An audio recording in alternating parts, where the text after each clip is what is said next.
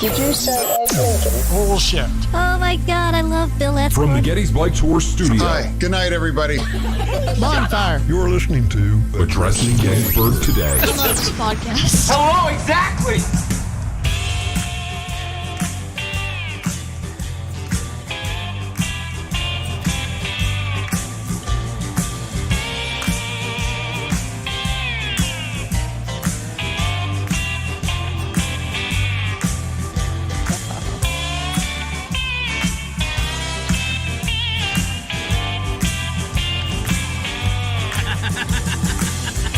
Hello, everybody. Welcome. Happy Friday to you all. Happy Friday, Ronnie. Happy Friday, Matthew.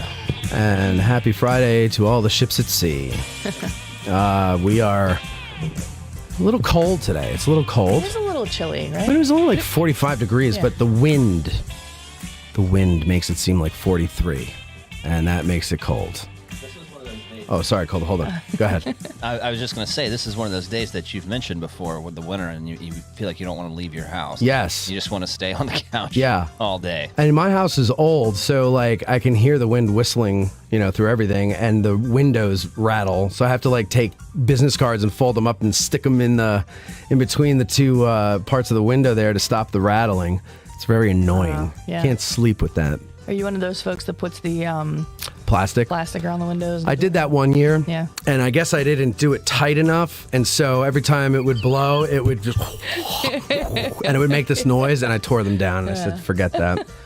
But the ones that you get at the store, my neighbor, she's like, don't get the ones you get at the store. They're not good. Get plastic shower curtain liners and use that. But then it's like, first of all, they're wider than the window. So you got to cut them up and then you got to duct tape them up. And that's what I did the first year. And that was not a good idea. I took the paint off when I removed them. Yeah. It wasn't smart. Yeah. But whatever. I did it. What do you got there, Colby? What's up? Colby has a problem. We got a little these damn things. In what? Wait, hold on. That blue thing is showing in your thing. We can fix it during the break because it's got a... There you go. You got it? She got it. She got it. Okay, Check it good. out. All right, good. There it is. Yeah, much better. Okay. So, lots of interesting things to talk about, Ron. Yeah? Oh, yeah. Let's start. All right, first of all, Bo Brinkman's going to come by with his director of photography today. They had the first day of shooting for a Gettysburg Christmas. I saw. And it was out at Sachs Covered Bridge. Now, they were out there like 5:30 in the morning. And I said, well, I'll be there when I'm there. And so I got there like 8:45, I think, and they were already wrapped and just packing up and stuff. But I got to see, they put down the fake snow and all that stuff. And so they were cleaning it up. And while they got there, they were packing the horse and sleigh up. But it was like a one-horse open sleigh scene going into Sachs Bridge. And if you've seen the I guess it would be the movie poster that Dale Gallen did for the movie, it's that scene. And so obviously it's a part of the movie. I saw, I guess, after the fact. I definitely did not see when you went live on Instagram, but I saw the little snippet afterward. And the thing that caught my attention was the guy. I was just watching on my phone, so maybe it wasn't as clear of a picture, but it looked like a person fishing in a real chair. There was a person, in an actual chair, not and even he a had folding nothing to chair do or with the anything. movie. I was gonna ask you. I'm like, this dude's just like, he didn't even look like he flinched or anything. He was just sitting in his chair, and I was all this It's like, stuff going around. have you ever seen film of the JFK assassination? All the people are running one way, and a little old lady is just slowly walking the other way. That's the one who shot him. Yeah. Everybody's like, oh, there's somebody on the knoll. Yeah, the old lady walking away from it.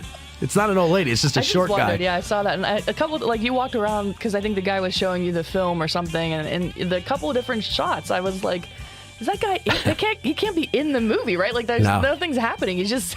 Yeah, he's just sitting there. But it was like a legit, like, kitchen chair. Like, it didn't look like a folding chair to me. It was a wooden kitchen chair. Yeah, like for your wooden table. Yeah. I was like, oh, all right. And he had two poles going. He had one already there, and then one he just kept casting out. Huh. I took a picture of him. I'll put it on Instagram later if everybody wants to see it. But yeah, there was a guy just sitting there doing his own thing. That's awesome. What kind of fish would be in that little... I have no idea. Probably like what? I don't. Would you have trout in there, you think? Probably not. I don't know. Probably I little don't know sunnies. anything about. I have nothing. I have no idea about fishing. But like in the winter, It's been and then, so like, long since I fished. That's not. Well, I guess that's deep there. For the most part, it's almost always It's deeper deep there, yeah. Yeah, Well, because that's- it's dammed Yeah, that's a good down point. at the other side, so I guess it is a little deeper there. Yeah. I've seen people swimming in there. I don't know if you're supposed really? to. Yeah, but I've seen them. Yeah. It looks nice, Thing. but It looks filthy. The it water does look always filthy. looks Yeah, disgusting. yeah, I know. And it probably isn't. It's just probably the algae Yeah. and stuff that makes it look that way. But yeah, so okay, so don't forget, ladies and gentlemen, 2 free tickets to the January 28th show coming up in a couple of weeks, courtesy of Dustin Wise, a patron. He says, please give these 2 tickets to a local veteran or child that might not get an opportunity otherwise to experience the great history. If you have a kid who would like to come and do this, of course, you have to accompany the child if they're under 18. We don't want, we're not babysitters. Yeah, and if you're a veteran, or if you have a veteran and your kid wants to come, that's even better. But call in. Maybe just call in and nobody calls anymore because everybody comments in the comment section. I don't watch the comment section, so I don't know what everybody's saying. So it's like call in and maybe last week I said make us laugh, have a good point, have a good question, whatever, stump us, whatever it may be. Really, just call in and say, can I have the tickets? I'm a veteran. Can I have the tickets? I would throw out there that we could possibly consider the babysitting aspect because I personally feel like I have a lot of experience with you. So, I don't know. Maybe, Okay. if there's Veronica 2 will little kids out babysit there that you. want to come on out. We'll figure out. Yeah, but you're going to be co-hosting that with Well, me. then they can sit with us. Whatever. We can. Oh, yeah. We'll get a little chair and a dunce cap, and they can sit in the corner over by us. No. So, yeah, Ronnie will be co-hosting there. So that's your first in front of an audience show that you're going to do. Yeah. And I'm thinking that these shows on the road, I think would be a little more fitting to be AG Today format as opposed to an Ask a Guide format. But it's actually going to be a hybrid of the two. Yeah. Neat. And we're going to kind of try to restructure the way we do them. I'm not exactly sure how it's going to go, but we're thinking that these would be good ways for nonprofits to raise funds. So like for example, in March, we're doing the Adams County Historical Society. It'll be a good fundraiser for them. But moving forward after that, we're kind of going to try to restructure the way the ticketing works so that it's a little cheaper. Because the more entities you get in, everybody needs to get a piece of the action, right? And so that makes the ticket prices go high. And I don't want people to feel like we're trying to bilk them or that they can't afford it and so they can't come. So I'm trying to figure out a way to make it so that everybody wins. And so I think we have a way to do it, but we just have to iron out the kinks there. And then, of course, ladies and gentlemen, the big sad news of the day is that Ronnie Ronstadt is going to see a fellow named Bruce Stinkstein on March 18th. And so she will not be able to co-host that show, which is terrible, really. But Kath will be sitting in for her. Yeah. She's texting right this time. She's like, tell him no, I'm not really doing it. Oh no. So now what is this? You're going to Bruce Springsteen? I am. Yeah. So that's what I was asking you if you had always said it was going to be March 18th because that never dawned on me that was the same time. But when tickets went on sale for Bruce's North American tour last July. Yeah.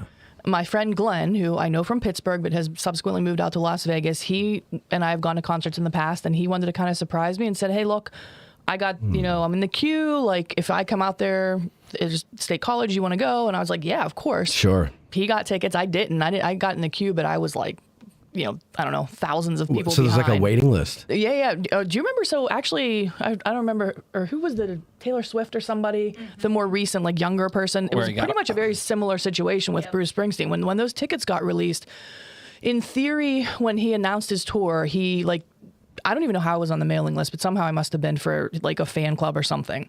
So certain people got mail, or maybe it was even through Ticketmaster. That might have been actually more likely what it was. But Ticketmaster said, hey, Bruce Springsteen shows are going to be coming up for sale. If you want to get a pre-sale, on the list or whatever, you got to sign up. You can only pick 3 locations out of the whole entire thing. And then if you get selected, you'll be on this queue list, but you got to sign in that morning and yada, yada, yada. And so, I think he's going to be in, D.C. I know he's going to be in Baltimore. Matter of fact, I think he's in Baltimore my birthday or the day before or something. So I was shooting for that. But anyway, long story short, I'm in this queue for the state college one on the 18th, and as I'm in the queue waiting, and like, you know, your little moving figures like really not moving, but it's like, oh, you're now like 100,000 people away, or, you know, like whatever, 10,000 people, whatever, 5,000, whatever it was. Glenn's texting me. He's like, I can't believe this. Like, I'm in. I got 2 decent seats. Like, we're in. And I was like, all right. So I shut down my phone. And so anyway, long story short, I don't know why that didn't dawn on me. I don't think that was the same weekend. So originally it was going to be the following Saturday, but I can't remember what it was. There was a conflict that we discovered when I had an earlier meeting with the Historical Society. But I don't think in our conversations, I don't think I ever gave you a date because I wasn't sure of a date. I thought we announced something. I don't know. Or maybe I did. No, you're right. I did it on this show. I think I did say the 23rd or 5th. Okay. And but then that had to change. We found out later, and so it's the 18th. Yeah. And already people are with this. So the tickets went on sale yesterday for patrons and members of the ACHS, and there's 55 of them available, and I think we're at like 37 or something. Wow. So those are moving pretty quickly. Yeah.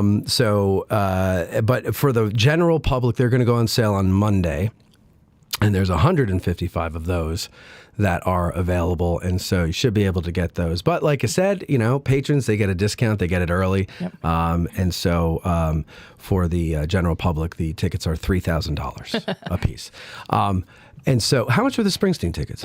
I don't know. He got them. I don't know. Oh, I mean, it just depended where, like, what seat, what area, whatever they were seating. Wasn't there some kind of like controversy with the Taylor Swift thing that they were like $1,000 for the shitty seats? Okay, so that's Ticketmaster. So that was the same thing that Bruce was doing, because as soon as those tickets sold, people turned around and did like the third-party verified.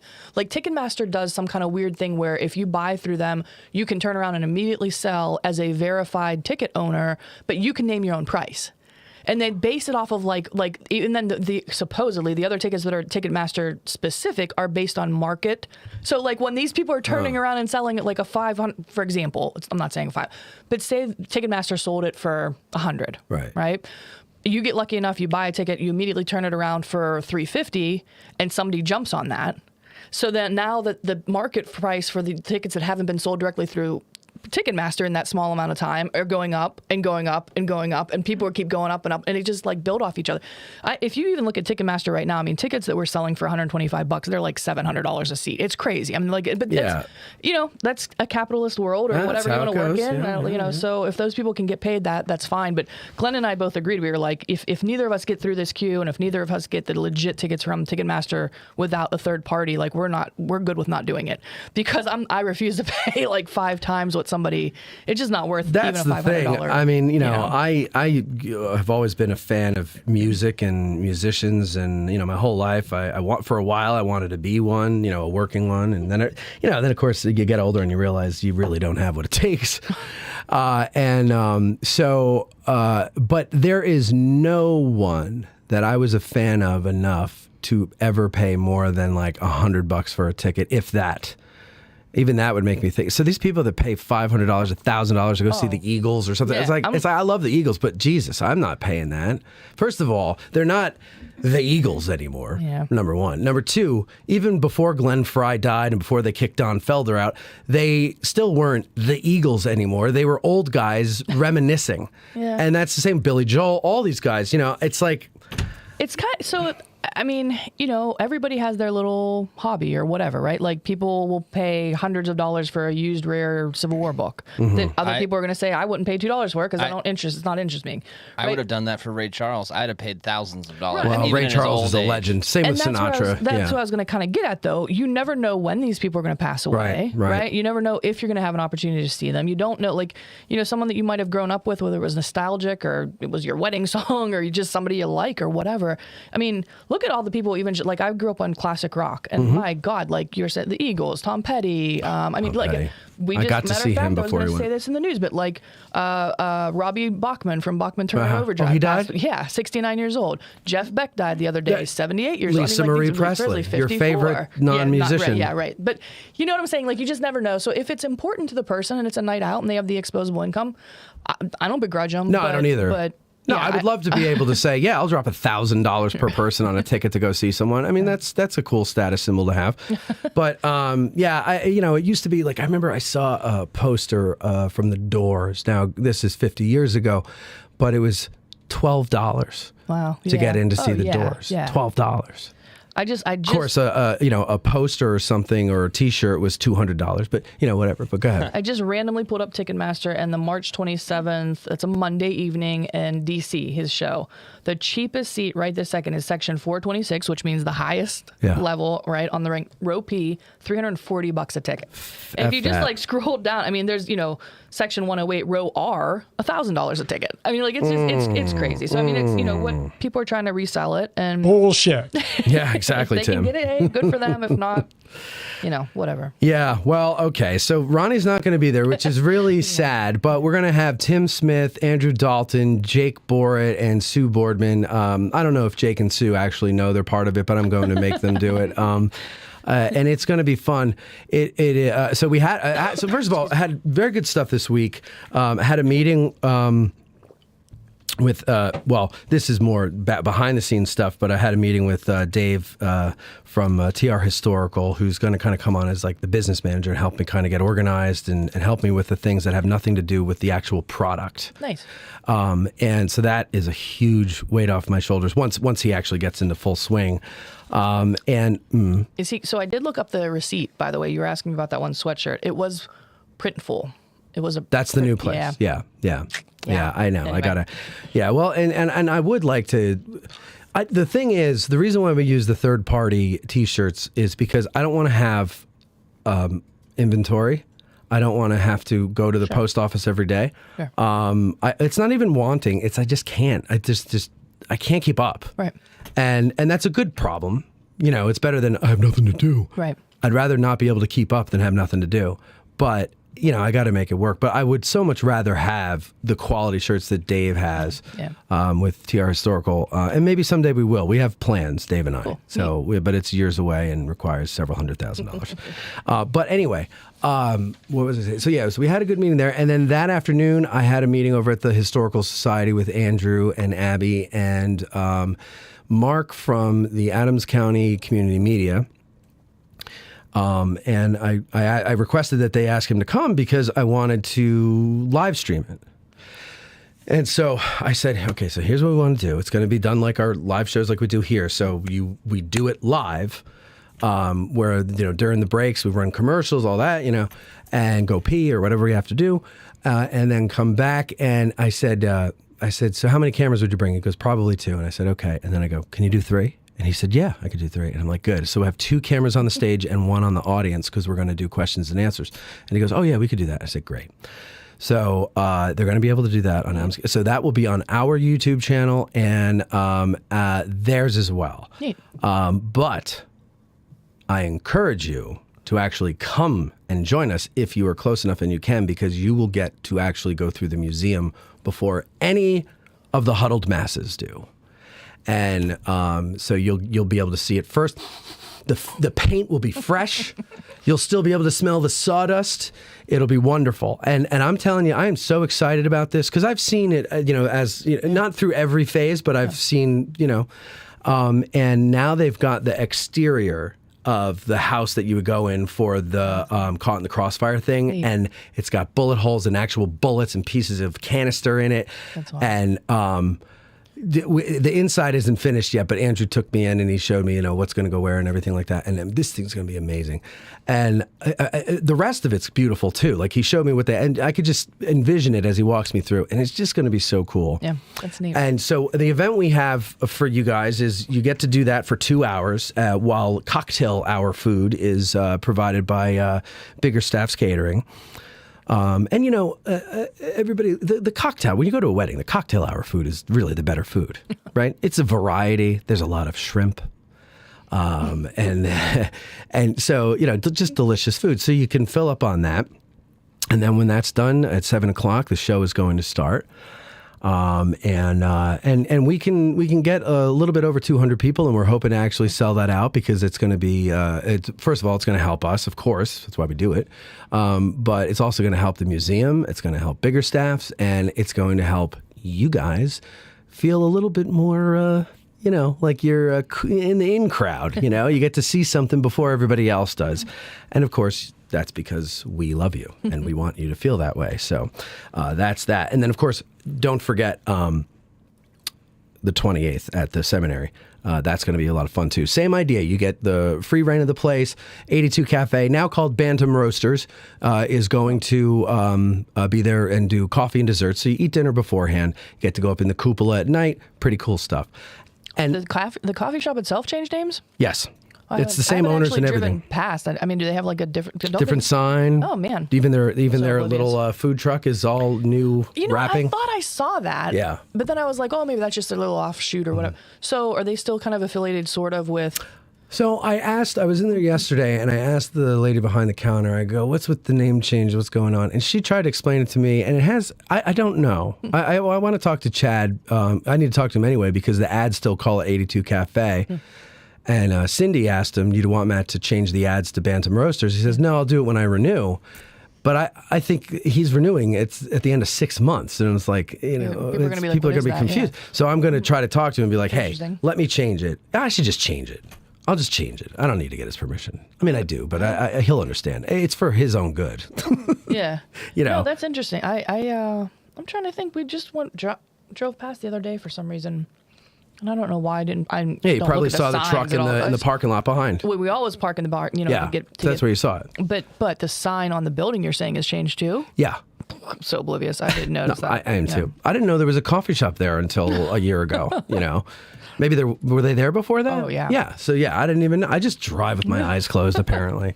Anyway, let me just give a little segment here that I like to call, oh my God, I love Bill Etzkorn. Oh my God, I love Bill Etzkorn. Bill is, I told him this the other day, he is a really good bucker-upper.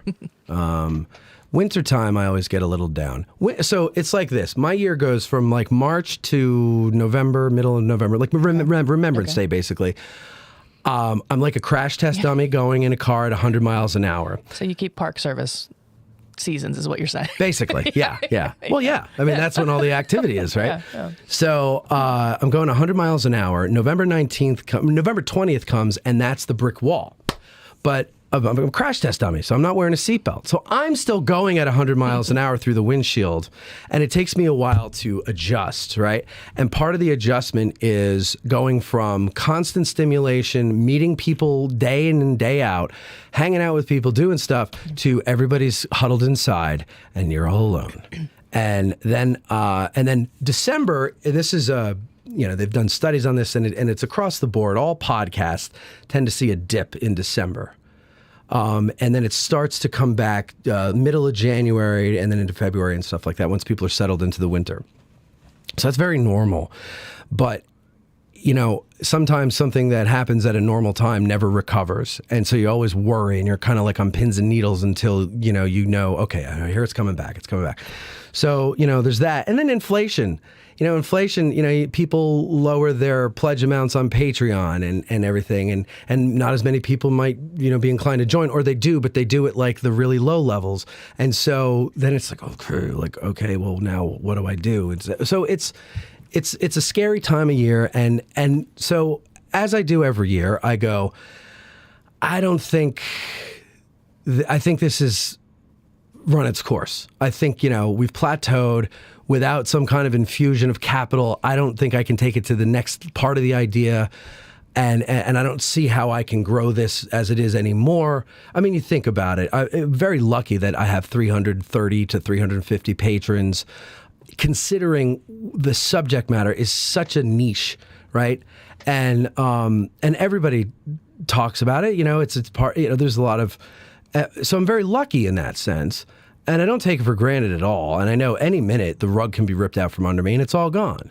And so, but like, how do you get it to where you need it to go next? And there's ideas for that. But like, what do I do? How do I get there? So, and so you just look at all that stuff and you're all alone and I was sick for those 2 weeks and I was even more alone.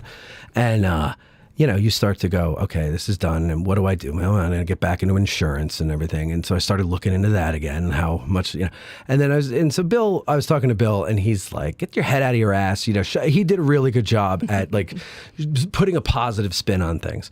And so, at least as far as this week goes, I am not going to quit. One lonely single little clap right there. Yeah, I guess maybe that should tell me something. Oh my God, I love Bill Etzkorn. All right, so Bill and Cindy are good people, though. they're great people. They're huge helps.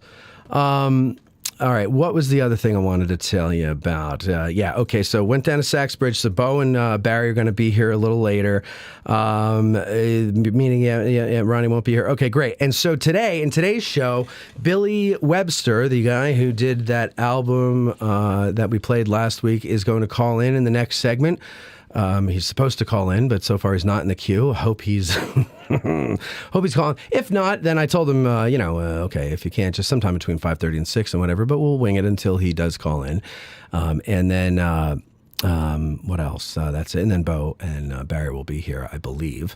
I think we are cam free today, so we can just have a normal conversation. He has a big weekend coming up, so let's talk about that at the top of the next. In case Billy doesn't call in, let's have something to talk about there, and all that jazz there. So, ladies and gentlemen, what we're going to do is take a break, and we will. Oh God, what will we do? We'll be back, and we'll figure it out. I don't know what we're going to do, but we will figure it out, and we'll be back in a couple of minutes. Hope you're doing well tonight. If you're not, call us. Tell us what your problem is, and we'll help you out. We'll be right back. Want to promote your Gettysburg business? Send an email to sales@addressinggettysburg.com. My eyes have seen the glory of the coming of the Lord. He is trampling out the vintage where the grapes of wrath are stored. He has loosed the faithful lightning of his terrible swift sword. His truth is marching on.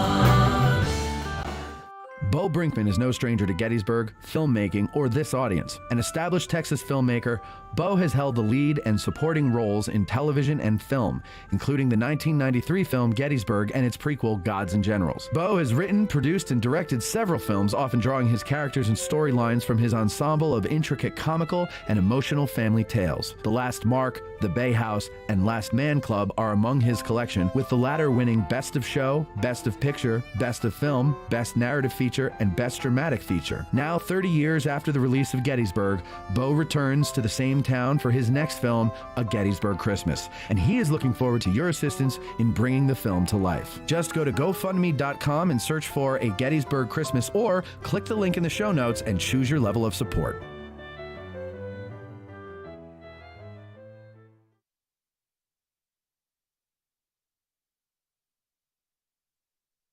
Think outside the bus and let family-owned Gettysburg Tours take you on a cycling journey across the picturesque and historic Gettysburg battlefield. There's no better way than by bicycle to gain a feel for the terrain of the battlefield. Slow enough to see it all, yet fast enough to do it all. Follow the route of Union troops entering the fray as you ride to the site of the first shots of this epic three-day battle. Feel the drama as you put yourself in the position of a Confederate soldier just before he steps off to make Pickett's charge. Take a stand with the heroic Colonel Chamberlain on the slopes of Little Round Top, just before you view the fields of honor beneath you from its summit. All of our guides are officially licensed by the National Park Service, so don't get a sore neck trying to see out of your car, and saddle up with Gettysburg Tours for a 360-degree view of America's most important piece of real estate. Gettysburg Tours.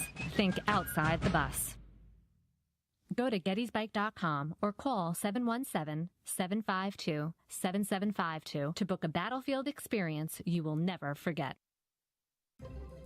You've heard us promote various ways that you can help us keep the show going, but one way we haven't pushed too much is our sutlery at addressinggettysburg.com/shop. That's a shame because we have designs over there by talented artists like Ty DeWitt of 1863 Designs and Mike Stretch of the Heritage Depot. So now we're promoting it.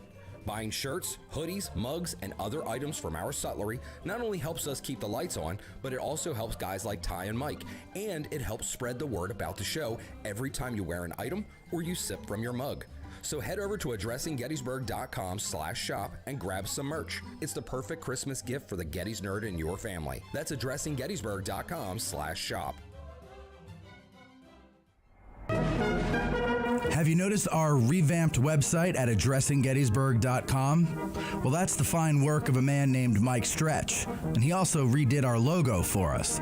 Both of them I originally designed, and both of them were originally horrible, but now they're nice, and that's all thanks to Mike. Mike has an awesome t-shirt company called Heritage Depot. There you'll find great designs based on Gettysburg and the Civil War with t-shirts and other types of merchandise. So go to heritage-depot.com and spruce up your Getty's Nerd wardrobe. That's heritage-depot.com. Our favorite bookstore in Gettysburg is For the Historian, located at 42 York Street. It's because they have the best selection of Civil War books in Gettysburg, both new and used. And online, they have even more to choose from. And if the Civil War isn't your thing, that's not a problem. This is For the Historian, after all. They cover history from the ancient world to the 21st century with a strong selection of World War II and American Revolution books. It's astounding how many thousands of titles from Osprey, Savas Beatty, UNC Press, and more they have in their store. And that's because, well, they have a warehouse too. And that's where they keep all the books that are available online at forthehistorian.com. And folks, if you go to forthehistorian.com now and order books until you're blue in the face, be sure you mention that you heard about them on Addressing Gettysburg in the Note to Seller box, and they will refund your shipping costs. And if you prefer to stop by when you're in town, well, you could do that too.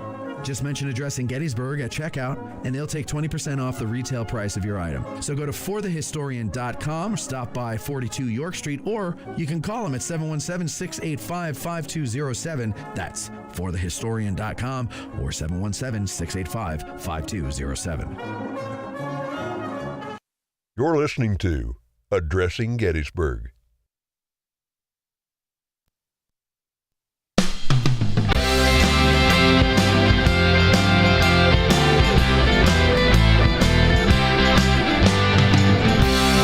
These two give a damn. You're back with Matt and Ronnie Ronstadt. That's right. The damn we give is so great. Everyone knows it's late. And then I lost it. I didn't know where I was going.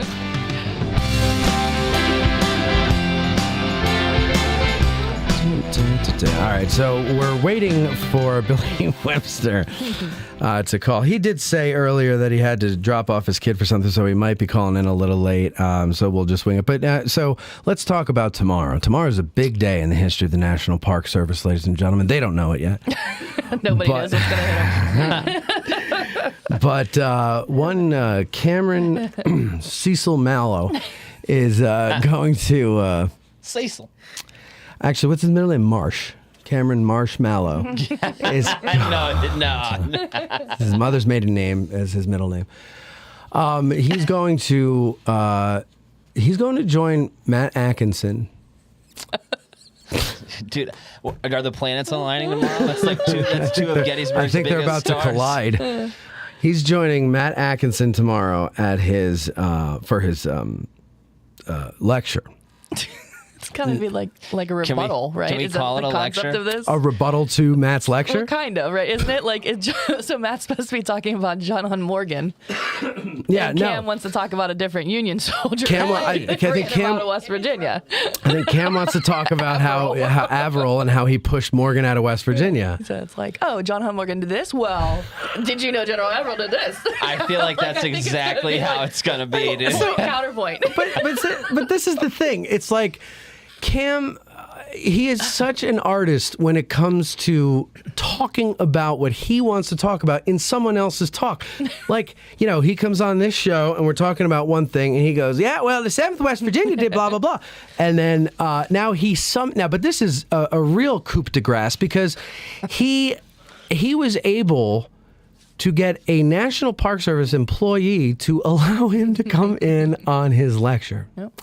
But here's the thing, ladies and gentlemen. You're only going to hear it on Addressing Gettysburg. It's not going to be recorded? No. It's not? Seriously? No, what they're going to do is Matt's going to do his lecture, and he's going to take a break, a pee break. Yeah. And then he's going to let Cam come up and do it for the audience. So wait, this government is like an not in the habit of taking risks with live video. Okay. So this is like an addendum to the presentation. If you want to hang out and listen to Cam, it's not part of the presentation. Correct. However, you know who is going to have audio, the exclusive audio? That's going to be us. Who's that? Us. Addressing Gettysburg. Thank you. No, you didn't know who you were on. Yeah, so we're going to have the audio of that because we'll keep rolling, and I don't blame the park. I mean, nothing against Cam. I just don't blame the park. Yeah. For not airing that because you know it could suck. It could need fact checked. It could it could need some fact checking. It could need some pronunciation checking. You know, so yeah. Well, you know, I mean, you know, once in a while he you know, he messes something up. You know, not that we all do that, right? We all mess things up once in a while. Do you think he'll tell the audience? Broderson. What's that? Do you think he'll tell the audience to Google it? Oh, I hope he does. I have a hard time with names sometimes. But he, so that's interesting. He's very excited about it, Cameron. Yeah, sure. Very excited about it. It's his time to shine. I offered to help him. I said, like, if you want to do it in front of me so that I can, you know, give you some pointers if you need. And he's like, okay, but he never took me up on it. No, that's what the mirror's for. Yeah. He doesn't need your Well, pointers. it's not about appearance. It's he about. doesn't need your pointers. I was thinking more like pronunciation and things like that. Don't worry, Cam. I don't know who he is, who he thinks he is either. So don't. You know. Oh, I don't know. I don't know what I do that makes me think I could do that. But yeah, he's very excited. I talked to Matt. That's how I know that what the plan is Matt told me what the plan is going to be. And yeah, but he was you know, he checked, make sure it was okay. You know, he's not just pulling him in. Like he made sure it was all right to do that. And so it should be good. So yeah, so big reason to come out tomorrow. Matt Atkinson and Cameron Mallow, two of the biggest stars Gettysburg has to offer. You know, I mean, listen, I've seen people meet Matt and I've seen people meet Cam, and they're excited to meet Matt, but they're super excited to meet Cameron. Yeah. I don't get it. I was one of them. You were one of them. That's right. And you were there when Ricky Fowler met Bo and then turned and saw Cam. And he goes, oh, my God, is this Cam? And he was like all excited and shaking his hand. And Cam's just sitting there in the chair going, yeah, okay. He didn't never get up, not one time. No, he couldn't care less. Oh, man. It's a natural-born star right there. He's a natural-born star. That's right. We should make a spoof movie instead of Natural-Born Killers. Call it Natural-Born Star and feature Cameron. Yeah. And he just goes around everywhere he goes, like in a convenience store or whatever. People just swamp him. Awing the people. You know? Yeah. Right. They're just in, like he's in line, or he's like maybe as a cashier somewhere, so that people, I don't know, whatever. Kind of like Austin Powers does in the beginning of all his movies, the big dance scenes they usually have. Like, oh my God. Minus actually, we could try to get Cam to dance. I mean, we should try to get Cam to do Dancing with the Local Stars next year. Dude, are they? So I saw that advertised in town. Is that that wasn't a joke? That's no, a thing. No, that's a real thing. Who are the local stars they have go in to dance? You know, like people prominent in the business community, stuff like that. Maybe the mayor. Is actually Pete Mealy. Pete Mealy. There you go. I think the president of Wellspan, I believe. Okay. Forget who else I saw. Has Tim ever done it? Tim Smith? Yeah. I don't think so. One of the veterinarians, I think, from Confederate Woods or some veterinarian around here, a female veterinarian. I'm trying to think of, like, they have business leaders. Business people, yeah. People that have, maybe somebody from Gettysburg College, maybe? Maybe. I don't remember. I'm sure. I don't know, but yeah, big deal people, and it's a fundraiser for the Arts Council and for... We should get Pete Carmichael to do it with his scarf. Oh my God, I'd go pay. I'd pay to go let me talk to you about that. I think you stunted the man or something, because you made a big deal about his scarves, and I haven't seen him in one since. Oh no! And I just saw him this past Tuesday because I went to your round table that you didn't even show up to. You know why? Because I had the committee meeting. Oh, what committee? I was going to go for the event committee. Oh, excuse me. I had to do it because we've got the show in a couple weeks, and I actually put it on my calendar to do Pete's thing. Well, I went to put it on my calendar to do Pete's thing, and I go, oh damn it, it's the committee meeting. I wanted to go to that, but it was good. It was good. I mean, I'm sure it was. Pete's a fantastic presenter, obviously, and he is. And he wasn't wearing a scarf. And not only was he not wearing a scarf, he took his sport coat off because it was actually kind of hot in there. It was hot in the firehouse. Yeah. You didn't ask him why he didn't have a scarf on? No, I didn't. So actually, I was lucky enough that they do the book raffle I want to book, and ended up seeing our friend Bob, and he was, I'm embarrassed to say I don't know Bob's last name, or if I do, I can't remember. How would I know him? I know 200 Bobs. No, you would definitely know. He's always around the park service. Such a nice dude. Very soft spoken. facial hair. I don't know how to describe him, but matter of fact, I'm sure he'll be there tomorrow for Matt's thing. I met him a couple of summers ago because I had gone to a lecture that Matt gave somewhere. It was outside for sure, and I met Bob and Cam the same time. What time? What time is they the were both lecture like tomorrow? 1:30. They're always 1:30. Yeah, 1:30 Saturday and Sunday. I go super duper early to set up my recorder, though. So that's good. You want to give me a ticket? Mm-hmm. Like get Kathy a ticket too? You're the best. So 3. You coming? You coming? All right, so 4. I'd like to go. I've yet to meet Matt. All right, well, 5 tickets then I'll get tomorrow? 5 awesome. tickets. Okay, very good. Did I tell you? So the first Saturday with Ranger Harmon. So we showed up. I still thought I was like early, right? It was at 1:30. Like Mom and I bebop in. We're like, okay, well, we'll get there. It was like 10 after. So we walk up to the podium, and I thought I was being funny. I was like, you have any tickets? You know, like, you got more tickets? And the guy was like, well, it depends, you know, how many. Then I thought he was being funny. Yeah. And I said, just 2. And he goes, well, you're lucky because there's literally 3 left. Oh, wow. And I said, oh my gosh. Like Kathy and I got like the last 2 of the last 3. And then someone else got the 3rd, and then probably a minute after that, our buddy Cam shows up. I didn't see, so I don't get service in that room. I don't either. It wasn't until we left the park service that I got a message from him saying, hey, I'm outside without a ticket. Well, even if I did get service, even if I did get service, I would, So I'm gonna text back. I'm gonna text you back. Yeah, they're sold out. Yeah. What power do I have? Yeah. I'm gonna open the. It was a good 20 minutes before showtime, so I'm sure Matt will be, if not earlier, you know, for sure around the same situation. So if you want to go, get there early. Yeah. And if you want to see don't Cam, get there too early. Get there like a half hour early. Give me a chance to get my stuff in there and let the man do his work. Yeah, let me do my you can get the ticket. I'm not kidding, but like the Saturday night ABC crew, Ken Rich and Sheila and Keith and Beetle and Dave, when they used to talk about these before COVID, it was nothing for one of them to go get 6 or 8 tickets for the group at like 9 o'clock in the morning just so they had the tickets. I mean, then you do the rest of whatever you're going to do and throughout the day. But these and now it's even more limited because they still apparently are only giving out 100 tickets, even though the auditorium seats more than that. I don't know if that's what the guy told me anyway, that there's only 100 tickets. It seemed like there were more people in there than that last time, but whatever, I wasn't going to question it. Yeah. But I guess that's a little bit of an overflow from COVID still, maybe? Or something. I don't know. I don't know. But speaking of Troy Harmon, I'm so glad you brought that up because so the week, it was like the Thursday before last Saturday. I interviewed Troy about his book, All Roads Led to Gettysburg. That'll be out on Patreon the Monday before the 22nd of February, and that's because he's going to be on the book club on the 22nd. So I'm going to put it out before that, so the book club people can have some something to go off of. I'm sure they have their own questions anyway, but whatever. And so. You want us to ask the same questions that you have already asked? No. Maybe not ask them. Or maybe have him expound on it or expand or expound. Whatever. Anyway. Talk about it more. I'm done interrupting. Go ahead. Okay, thank you. Because it throws me off. I know. I love it, too. Because like literally your headphones start to kind of like come off your head. Because my head starts to swell from frustration. Now, what was I talking about? Troy.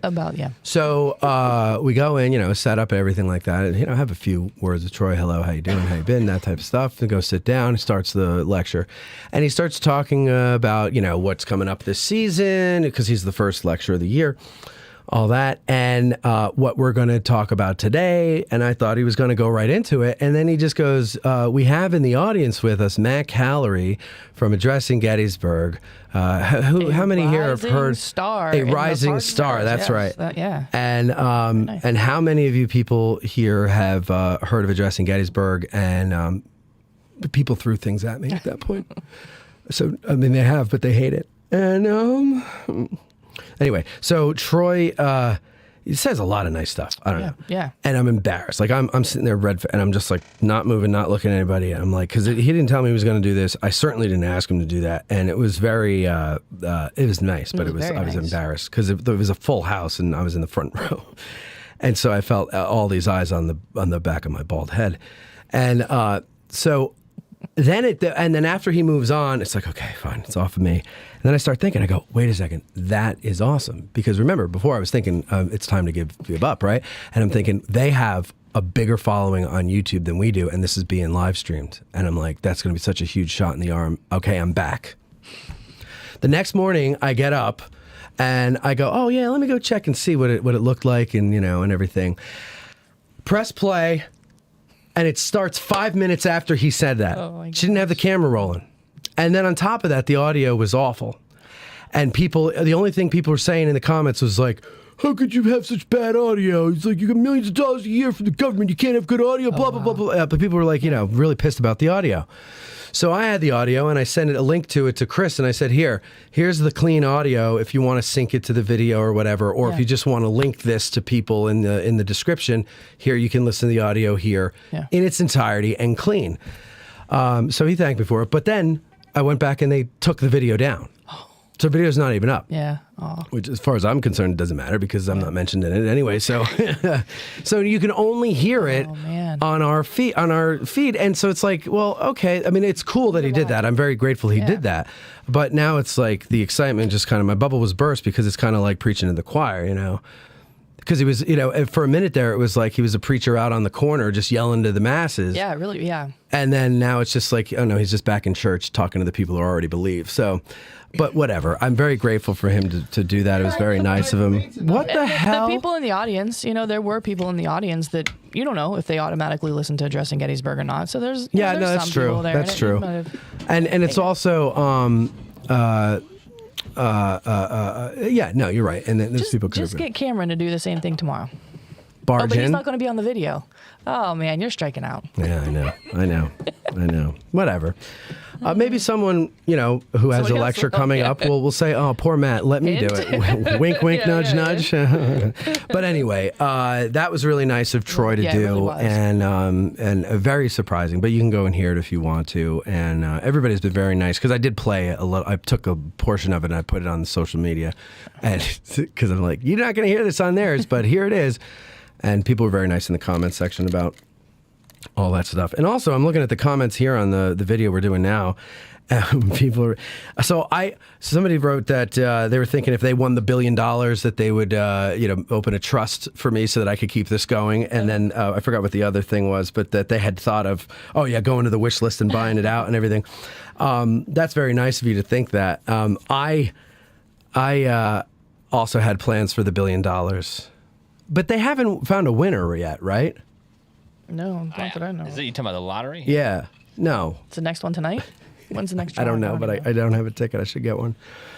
But it's it's a lot. It's almost like almost $1.5 billion. That's crazy.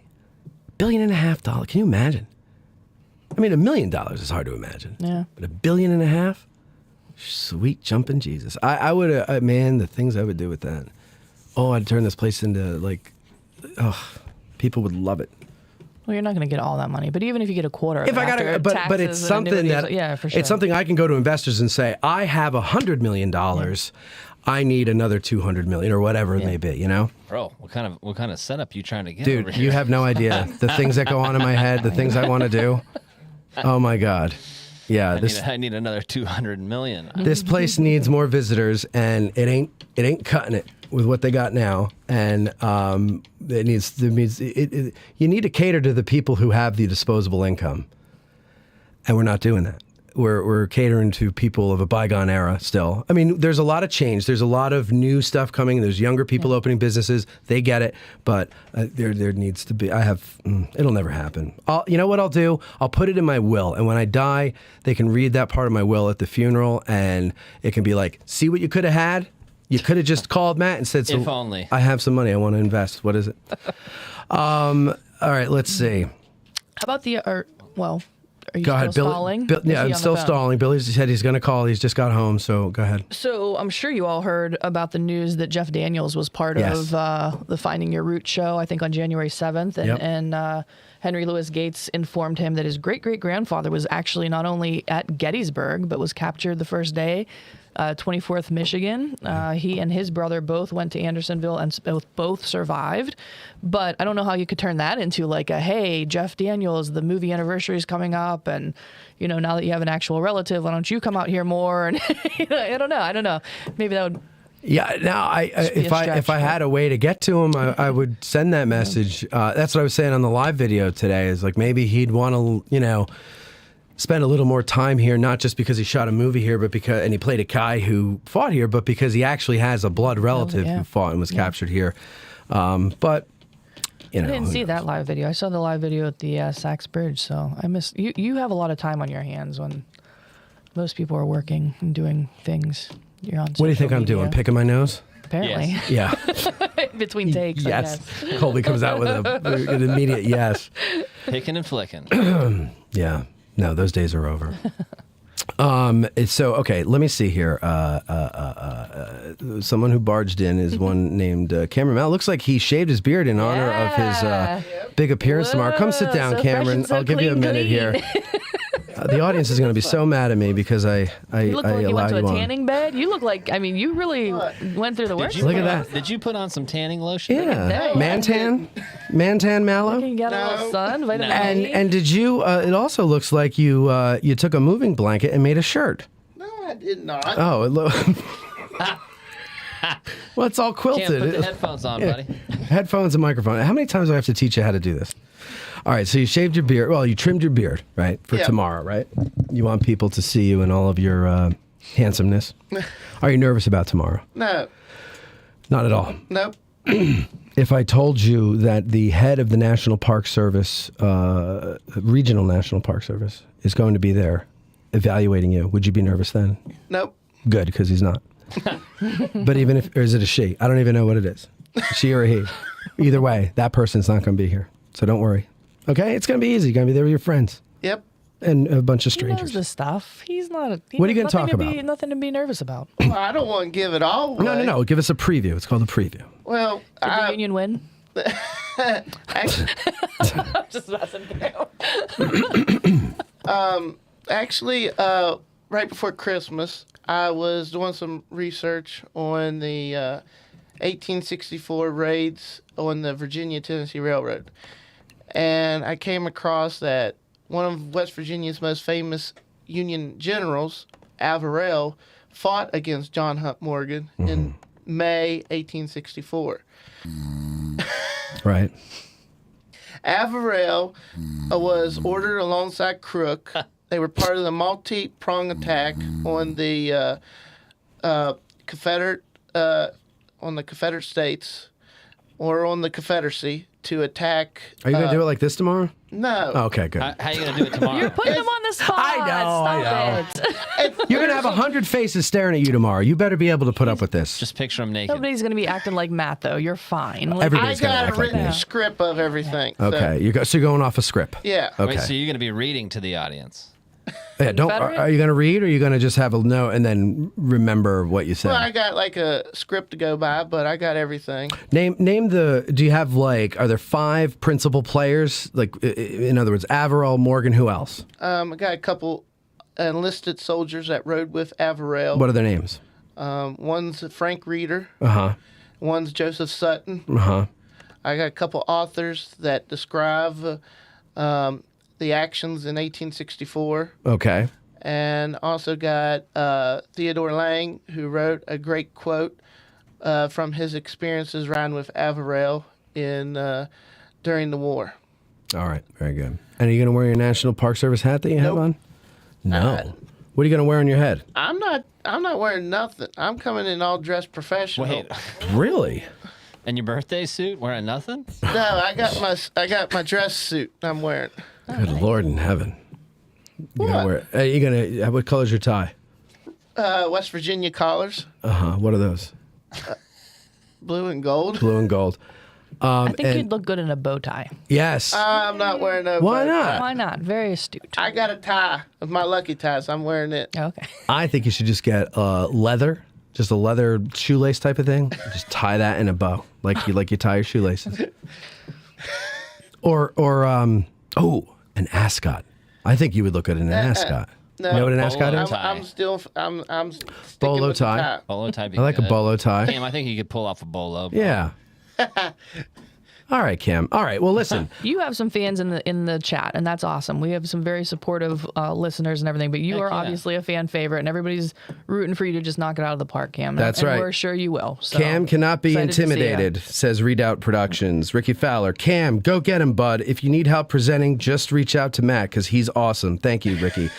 He says, not subject matter, but general presentation and confidence-wise. Matt is awesome with that stuff. My God, he is the best. Okay, Ricky, stop going on and on.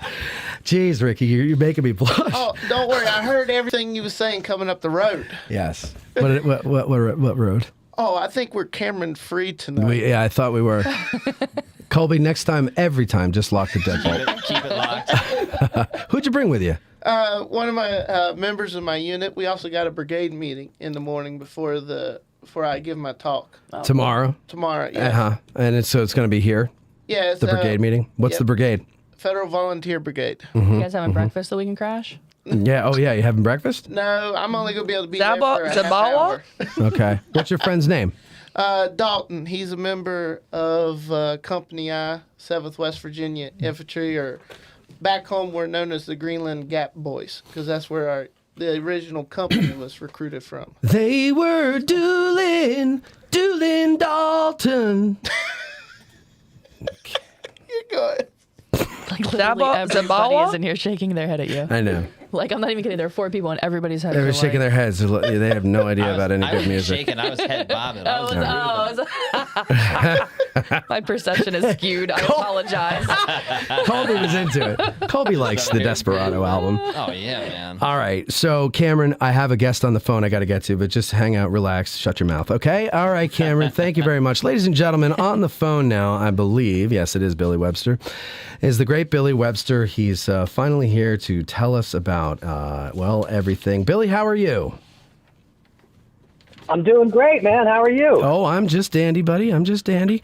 So we've played a little preview of your album last week, and so far I'm hearing very good things about it. It is available now on your website, billysongs.com. Colby, you've got a link there. You're going to put it in the comment section. Just all right. posted it. Very good. So, ladies and gentlemen, you can post, or you can click that and go over there. Some people found it already and bought it, right, Bill? That's right. Yeah, like I just sort of threw it up there just to have it exist, in advance of the conversation that I'm having with you guys. Right. And I don't know, but like people just sort of found it, and all of a sudden I noticed people were buying it and listening to it, and I did put a preview video up on my YouTube channel of the Marching Through Georgia song, and it's, I guess, possible people sort of discovered it through that. But yeah, it's already out there and rolling down the highway. Nice, very good. So let's talk a little bit about how this came about. When I moved down here back in 18, I think, I asked you if you would do your spin on Gary Owen, because that's my favorite song from the era, and I like the way because you have you used to be a guest on our old show, and so you would come in, you play songs, and you had all these albums out, and I thought you had a very eclectic way of writing, and I remember you telling me once that's why record companies didn't like you, is because you were too eclectic, and it was hard to package you. But I think that's ridiculous, because I think you're a true songwriter and musician. And anyway, so I like what you did, and I said, could you do Gary Owen, because I want that to be the theme song of my new show. And, I don't remember how many months it was, but eventually you had it, and I loved it, and the audience loves it. And so it got me thinking. I was like, Billy should do a whole album in this style of Civil War music. So I talked to you, and do you remember what you said to me? No. You said you said F off. No, you said I think you thought about it for a few days or a week or something, and you got back to me and you go, people tell me all the time, you should do this, you should do that. And I go, oh yeah, okay, thank you, I'll think about it, but I never really do it, because it's not my idea. And it's not that you're afraid of stealing someone's idea. It's because it's not genuine. It's not from you. So you don't feel like you're going to be able to do a good enough job. Do you remember saying that? I do, actually. I was just kidding. Okay. I do. All right. You're such a jokester. Got him. So you, but you liked this idea. You had fun doing Gary Owen, and so you're like, yeah, what the hell? So, I sent you a bunch of songs, and you found some other ones and everything. And that was like 2 years ago, I think, right? Or a year and a half at least? It was, about almost exactly 2 years ago. Yeah. And originally we were thinking, well, we would have it out by July 1st, so it would be released for the anniversary of that year. But then Billy's like, I'm not going to have it, and it's like, okay, maybe the fall, maybe by Christmas or whatever. And then finally Bill was like, let's just not do deadlines and let me just do it. And when I have it all and I think it's right, and then I'll release it to you and everything like that. But then you gave yourself a personal deadline, right? That I didn't give you. Yes, I this year, my musical partner Carl and I were making a lot of progress with the songs we had chosen, and I saw that New Year's Eve deadline kind of looming in the future, and I thought I want to just deliver this as a surprise New Year's gift to Matt and his audience and all the people who love the show, and just kind of like drop it in your lap and say, hey, I bet you didn't expect this tonight. And so that was the self-imposed goal that I created for myself. And I did find that helpful to sort of like work with a deadline. Yeah. Well, you did surprise me, and it was a pleasant surprise. I was very excited to see the email with the link in there, and I was very happy about it. I know Veronica, she's asked me about it like several times a year. She'd be like, when the hell is this asshole going to get his album out? No, she didn't say that. Not that way. She implied that she was calling him an asshole. And so, yeah. Accurate. No, not really. But yeah, no. So what do you think about now that you're done with it? Like, what was it? How much fun did you have doing it? Like, because you do the drums, you do the bass, you do rhythm guitar, and you sing, and your buddy Carl does the lead. Is that right? That's right. Yeah. And to sort of step back to when you first approached me with the idea for this project. I have to say that it was one of those ideas that did jump out at me as something that seemed like it could potentially be a lot of fun and a challenge, and also would set a kind of a goal for me in terms of the standard I wanted to hit, because I know how invested you are in this music and how invested your audience is with this music. And so it gave me the opportunity to try to do something with it that was fun and original, but also respectful of the source material. Yeah. And also kind of take me outside of my, comfort zone. I've been writing and recording my own songs for 30 years. And, not that it's become a routine, because every project is different. Get closer to the phone, Billy. So far outside of what I typically spend my time in my studio doing, that it just seemed like a really cool challenge. And also, I think just the idea of the music itself resonated with me. I like a lot of these songs, and if somebody had said to me, like, I want you to do like a bunch of songs that are like, a bunch of kids songs, as rock songs, I want you to do Skip to My Lou, My Darling, and Jimmy Crack Corn. Like, I don't know that I would have been, yeah, sure, I'll do that. But because I really do like this source material, it was like, yeah, I think if I can figure out how each of these songs speaks to me and what it wants to be within this context, then what an incredible, like, fun project this could be. Yeah. You got to get a little closer to the phone. You moved away and you sounded like 20 miles away, so get closer. Now, I was wondering this about you when you were doing it, and you read these lyrics, and they make references to things that we don't know about these days, and there's a 19th century way of writing lyrics and all that stuff. Did you ever like go, what the hell is this referring to, and then like look it up? Billy Webster, are you there? He hung up on you, man. He left me. He didn't like that you told him he had to get close. Jeez, a lot of people don't like, being directed. That's crazy. That he would just hang up on me like that. He's probably lost cell service. There he is. There he is. All right, now, did you hear my question? Sorry about that. No, I just assumed I'd put you to sleep with that long answer. No. Oh, you didn't hear any of that? Oh, that's weird. What was your question? That's really weird. My question was, did you at any point, as you're singing all these lyrics that, are written in an old style and they're making references to different things that we don't really know about nowadays, did you at any point go, what is this about, and like look into the songs? I did a little bit, but I gravitated towards songs that felt like they made sense to me on some level, where I didn't have to do a lot of acting, where I could sort of get inside the voice of the songwriter in a way that felt authentic. And so I think picking the songs played a big role in the degree to which I had to do that kind of research. I mean, I just out of curiosity, there were some terms I looked up to speak. Oh, well, what does that refer to? But I noticed that, you know, this thing really it had a life of its own, in the sense that, like, if you kind of go back and look through all the songs, you know, they're all written from the perspective of sort of like the common person. Right.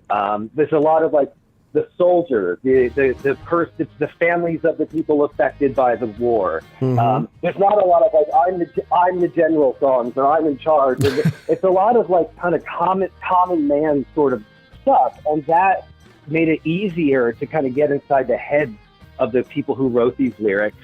And what was one of the many surprises is that when I was singing these songs and recording these songs, I really felt like I was singing something true and something that I believed.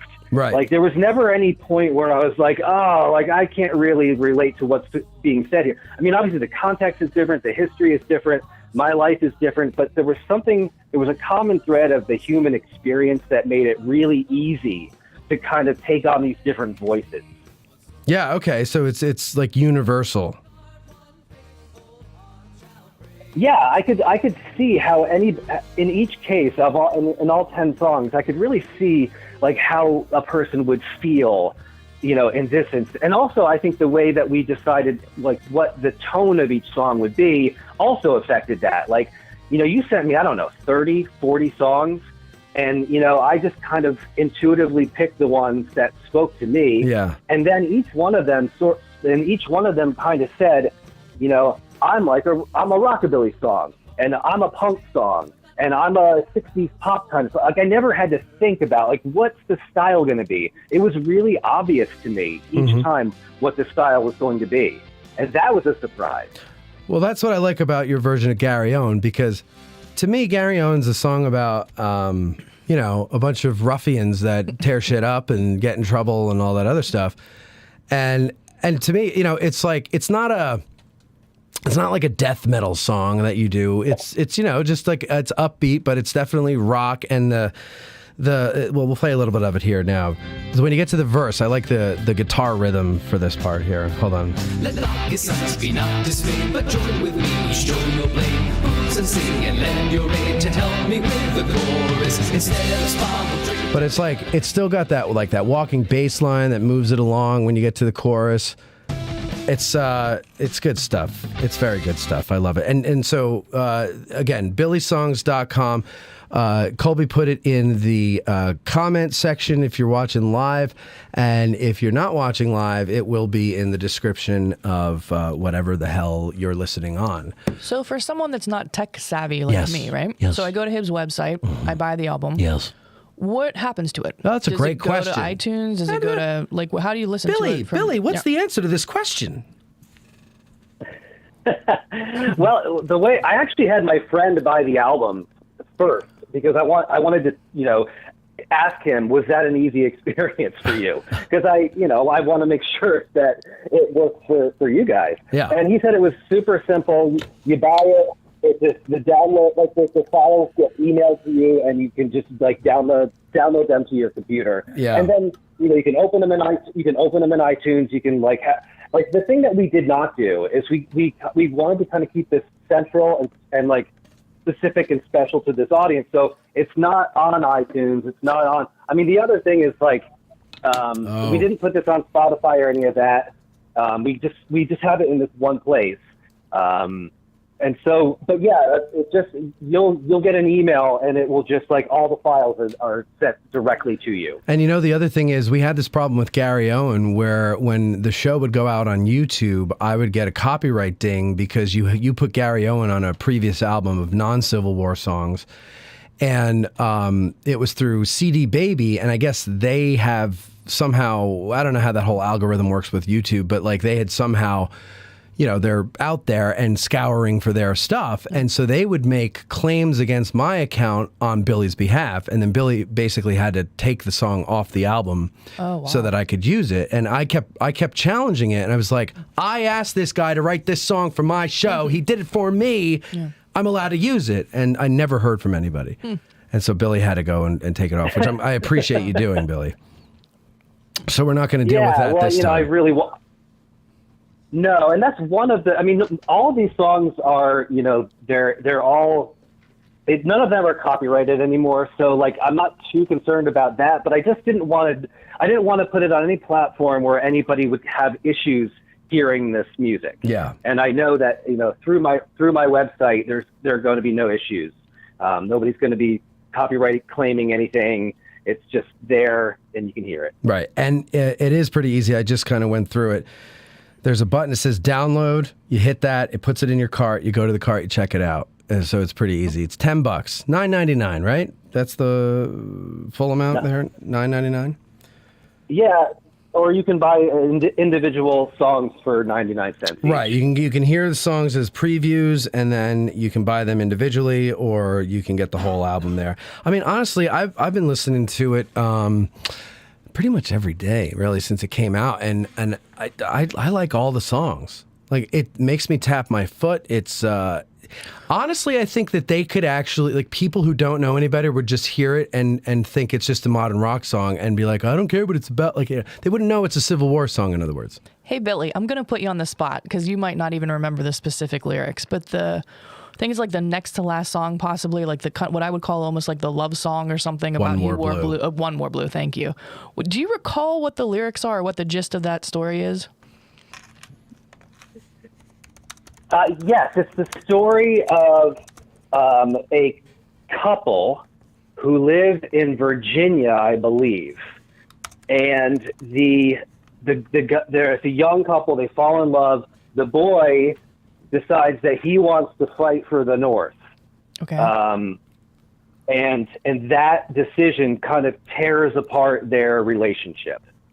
And they and I know that there was like a movie made of this story, and she kind of grieves the loss of that relationship. I don't remember if they're brothers or not, but she's grieving the loss of this relationship, and she falls in love. I mean, she has a marriage with a Southern soldier, and sort of goes on with her life. Fast forward, the plantation that they live on catches on fire. There's a big fire. That her Southern husband dies in the fire, but her Northern husband, a former lover, comes back and sort of saves a bunch of people and helps save the plantation. They fall in love again. They rekindle that relationship that they had when they were young, and they sort of run off together and have a child together. And that's sort of the story of the story is really about those relationships. And that's a lot. Okay, I got part of that during when I listened to it, but I couldn't follow the lyrics. Maybe I was listening in the car and I just couldn't follow what was going on. I thought there was something about a ghost or something. So I was like, wait, what's going on here? Yeah, I thought it was about a young couple, and they're in the South, and she's Confederate, but he decides to stay loyal to the Union and wear blue. Did I get that wrong? Oh, that's what he said. Oh, is that what he said? Yeah. Oh, thank you, sorry, Billy. I fell asleep. He does not listen to me either. So thank you, my friend, for taking one for the team and proving he doesn't listen to anybody. Jesus. I mean, once you say 5 words, you lose me, you know. We should have just went with them. What, Bill? And I'm a rambler. No, it's not your fault. It's my fault. When I ask a question or someone asks a question and the answer comes out, I'm already thinking of the next question. I'm not really paying attention because I don't want there to be a lull, you know? It's for the audience. The answer is for the audience. Sure, it's not for me. All right, Billy. Well, thank you very much. I hope this does well for you, and I hope people outside this world discover it, and finally, at age 57, you become a big star in rock and roll. Thank you for aging me up like that. You're welcome. Well, thank you. The opportunity to do this has been a real gift. I talked to Carl today, my guitarist, and he loved doing this as well. And we both feel like it fits really nicely in our kind of catalog of work that we've been doing for the last few decades. Like, it doesn't feel like an outlier to me at all. It feels like good. part of the musical journey. So, well, and maybe if this does well, a volume 2 is in order. Well, there's certainly enough material out there to warrant that. I agree. So. And, the other thing, Bill, that we talked about was possibly having you come out in some form, opening up for us when we do our show in September at the Farnsworth House outside. We just don't know how it's going to go. We got to figure that out. But that's something that you're possibly interested in, right? Yeah, actually, that was another thing that Carl and I talked about today, because I wanted to make sure he was free in case that came up in our conversation tonight. And he's got the whole month of September X'd out just so we can do this. Awesome. Okay, great. So and that'll be good, because I noticed when we did the show in August, I had to be the warm-up to myself, and it doesn't really work. And it's not good for me, because I didn't know what I was doing for the show. And it was like, it would be just great if we had someone else who could warm up the audience, and then we do the show. And I thought, if Billy ever gets off his ass and finishes this damn album, then he can come and do it.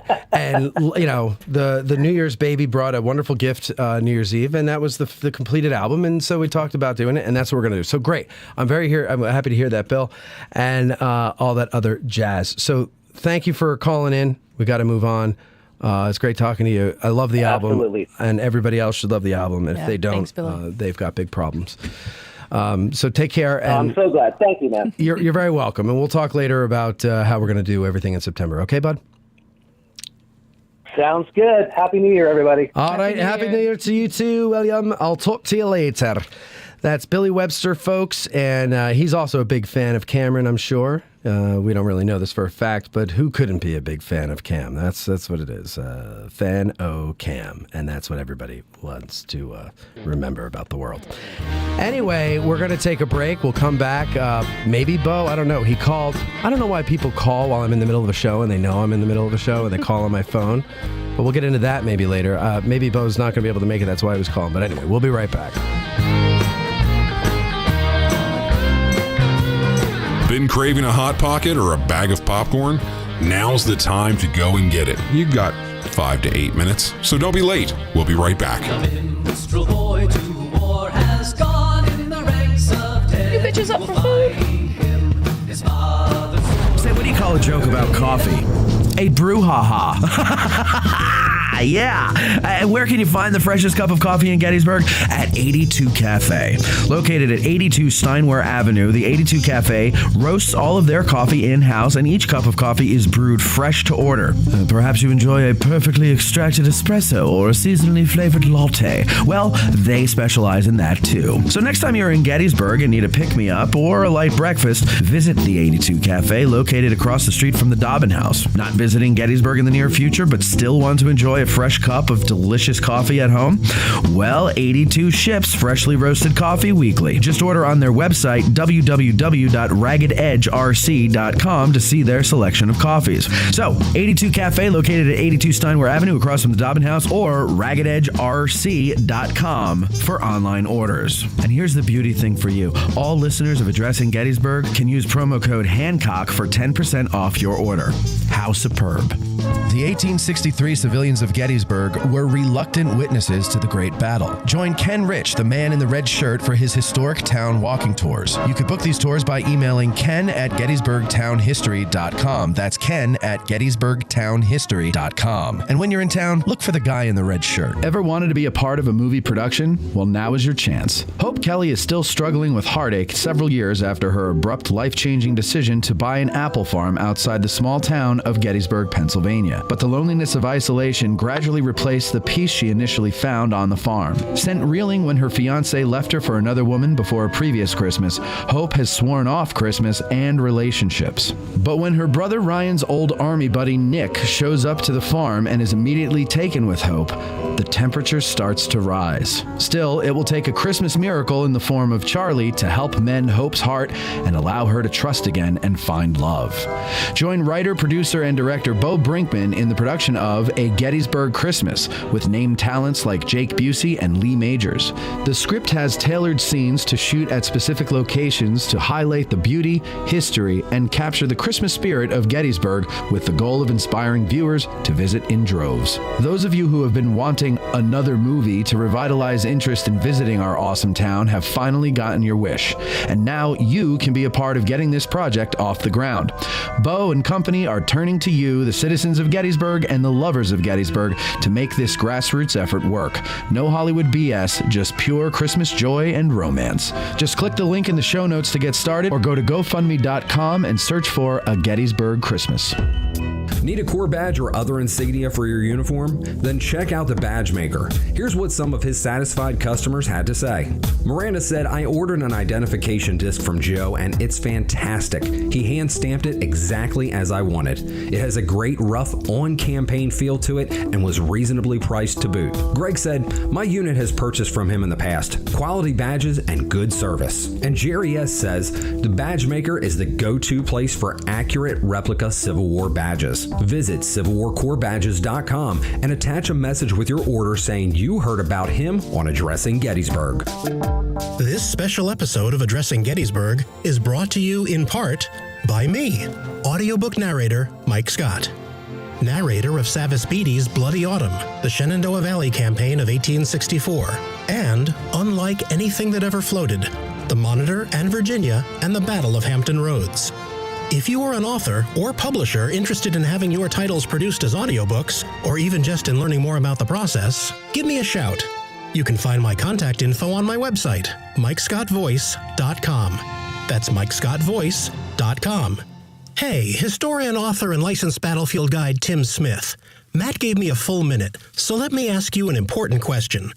Isn't it about time that John Burns' Hero of Gettysburg became an audiobook? Sickles has an audiobook. You know Jenny Wade is going to deserve an audiobook. Let's give John a shot. Get in touch, Tim. It's MikeScottVoice.com. I'm Mike Scott, your voice of history. And Civil War Trails. It's the world's largest open-air museum, and they offer over 1,300 sites across 6 states. Drive the Gettysburg campaign turn by turn, paddle to Frederick Douglass's birthplace, or hike to remote earthworks and artillery positions. Visit CivilWarTrails.org to request a brochure and explore their interactive map. Follow Civil War Trails and create some history of your own. Seminary Ridge Museum and Education Center, Gettysburg's premier museum, is housed in the historic Lutheran Seminary building constructed in 1832, a witness to the first day of battle. The museum's 3 floors of exhibits connect visitors to the dilemmas that led to the Civil War, provide a powerful and personal view of the battle's first day, and explore one of the battlefield's largest hospitals. No visit to Seminary Ridge Museum and Education Center is complete without a guided tour of the building's famous cupola, where on the eve of battle, officers and civilians saw thousands of Confederate soldiers' campfires burning to the west, and Brigadier General John Buford watched for vital federal reinforcements as fighting erupted on the morning of July 1st. Today, you can stand where Buford stood and discover how this view helped chart the course of the Battle of Gettysburg. Your trip to Gettysburg is not complete without a serious visit to Seminary Ridge Museum and Education Center, Gettysburg's premier museum. Purchase tickets online at seminaryridgemuseum.org or call 717-339-1300. To get tickets or a cupola tour, listeners may call or walk in and mention Addressing Gettysburg, or by ordering online using the promo code AG1863 for 20% off. Seminary Ridge Museum and Education Center. It began here. There's a devil to pay.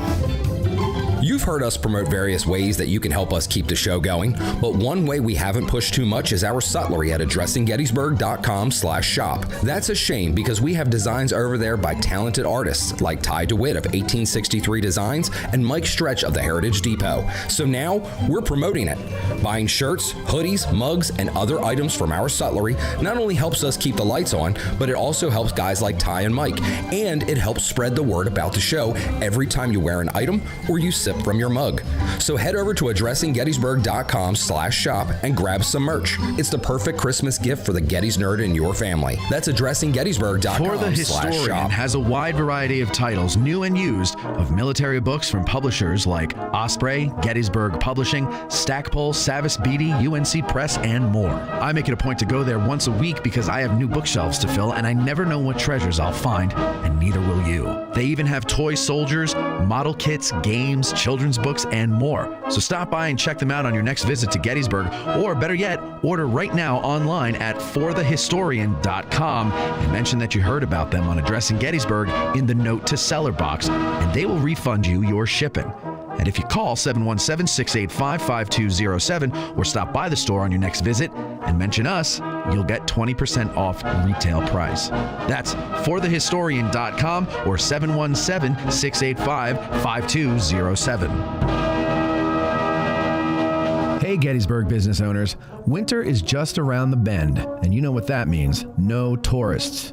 But just because people aren't coming to you doesn't mean you can't bring your business to them.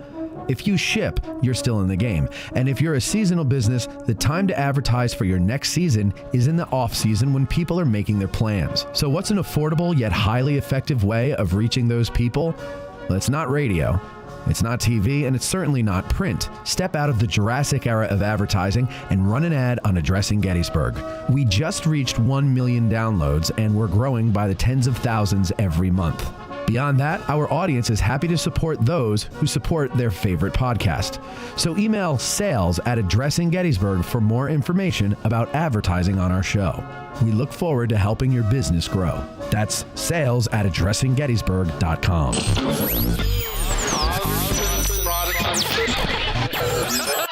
You're listening to the Addressing Gettysburg podcast with Matt Callery.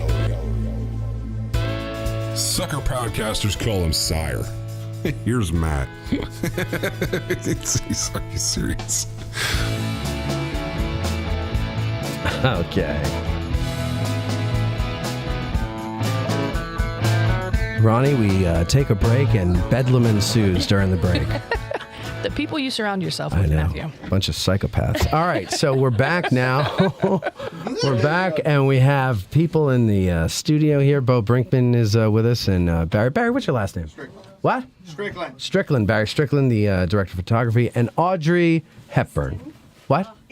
Easton. Okay, Strickland, Easton, Brinkman. A lot of N's. So here, have a seat. Somebody have a seat, and then we can. Yeah, there you go. And there's another stool over there. Just be careful leaning back on those stools. You'll kill yourself. And here, see that mic there? You just give that mic to somebody who's standing, and then we can pass it around. And, all that jazz. Anyway, so the movie A Gettysburg Christmas started today. Started shooting today, I should say. Unofficially, a bit of a day zero. Yeah, day zero, right. Well, how come you did it today when everything else is saying it's going to start on the 18th? It was an availability thing for... Get close to that microphone. It was... Or pull it closer to you. It was an availability thing for, animals that we were using. Uh-huh. We used a horse and a toboggan on site, and... in a couple of days they were going to be gone before we began principal photography. So we had to jump in, catch a little second unit, and make the opening shot really of the film happen before the rest of the company arrived. So yeah, it was a challenge, but it worked. You let me see a little bit of it. It looked nice. It looked kind of professional. Like you've done this before. Good for you. No, first time. Yeah. And now you've worked with Bo before on other things. Yes. And what's that like? It depends on the day. Is he a tyrant? I've known him since 1997, so Yeah. it's almost like an old marriage. Sometimes Oh, you really? love the guy, and sometimes you want to just, Why? When he gets in the way where you want to wring his neck, what's he doing? What does he do? It's just he's a director, so he's a creative, and as the director of photography, I'm basically the technical director on the picture, and usually, every once in a while you butt heads. You don't necessarily see eye to eye because he thinks something's easy. And what it means is that me and my crew get, can you say we get our ass kicked on radio or what? Yeah, you say whatever you sure. want. Yeah, just don't say the F word. It's kids listening. Yeah, okay. Mm-hmm. But everything else, who cares? Hey! Oh my God! Now we're gonna get kicked off the air. No, go ahead. So does he get bratty? Yeah. You Like if he just doesn't feed get him his a way. Snickers. Yeah. Yeah. That's what I thought. If he doesn't get his way, does He's he a get all like? director, man. That's That's just how it goes, you know? I know. It used to be in. It's like when we go out and remember that time, Bo? We went to the Farnsworth house last winter, and there was there was one other table on the other end of the room, and they were really loud. And we were talking. So they're really loud, right? And we're trying to talk, and every time one of us would say something at a decent, civilized level, someone on the other side of the room would be like, ha, ha, ha! You know? And so Bo finally is like, he couldn't take it anymore because his, comfort was threatened. And and he goes, he just is like, so anyway, there I was, and then just, whoa, really loud and laughing and everything. And then me and Chris are there, and we're just hiding our head behind menus. Very embarrassed. You should have embraced it. Sometimes you just got to roll with it. I mean, no, I was afraid of getting shot. Nah. Yeah. Here? Really? Oh, yeah. Yeah? Oh, yeah. They were so obnoxiously loud. They were, though. They were. But So I you got were more louder. obnoxious.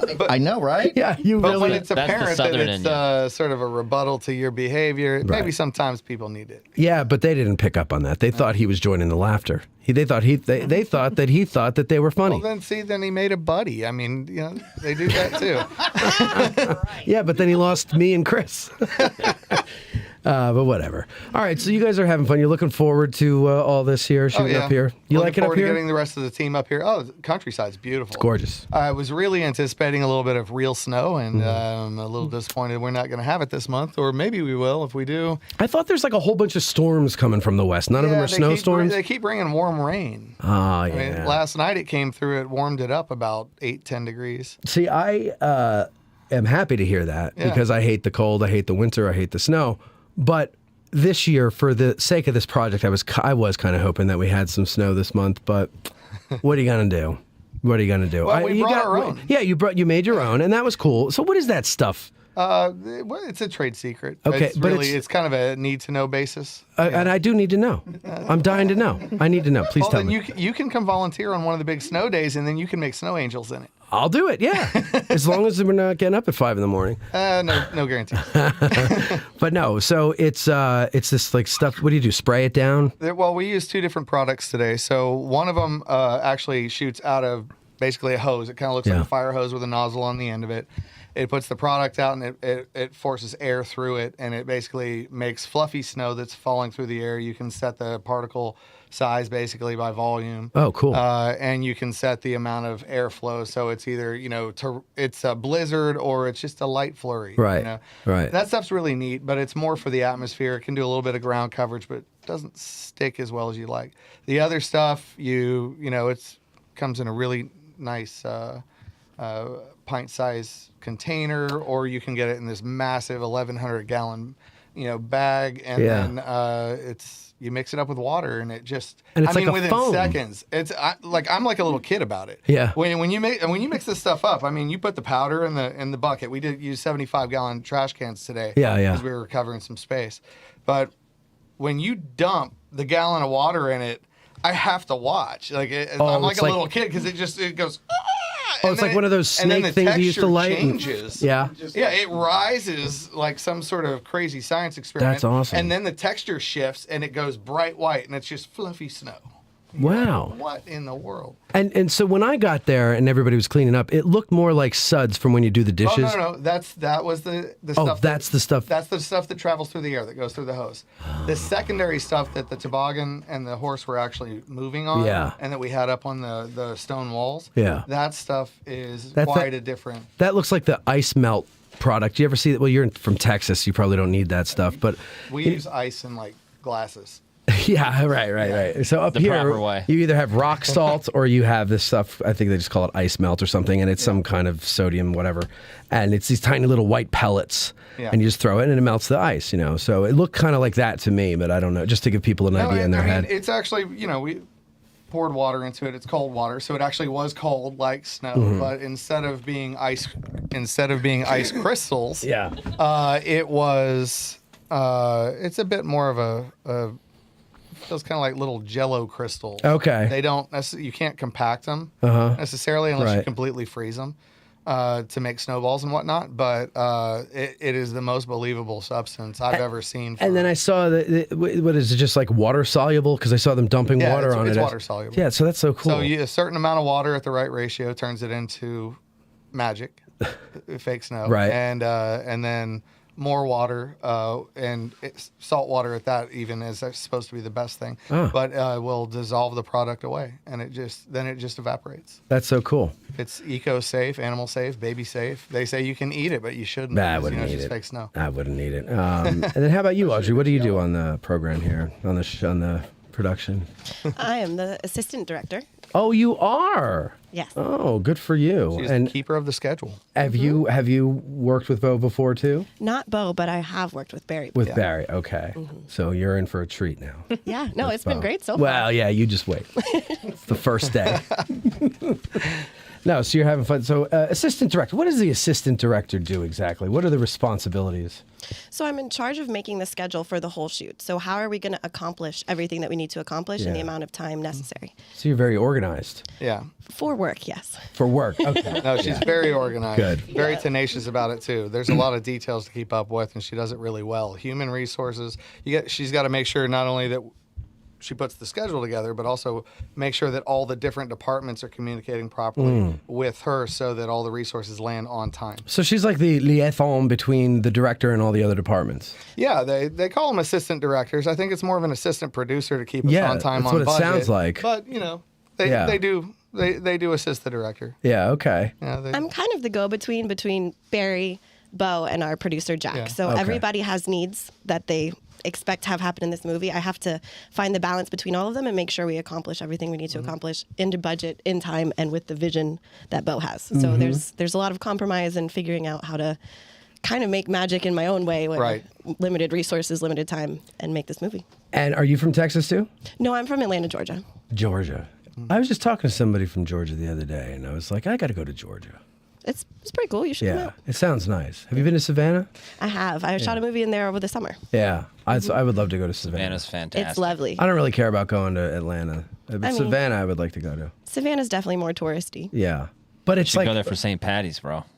That's ridiculous. It is. I don't It's know if you crazy. I'm that. too old for that crap.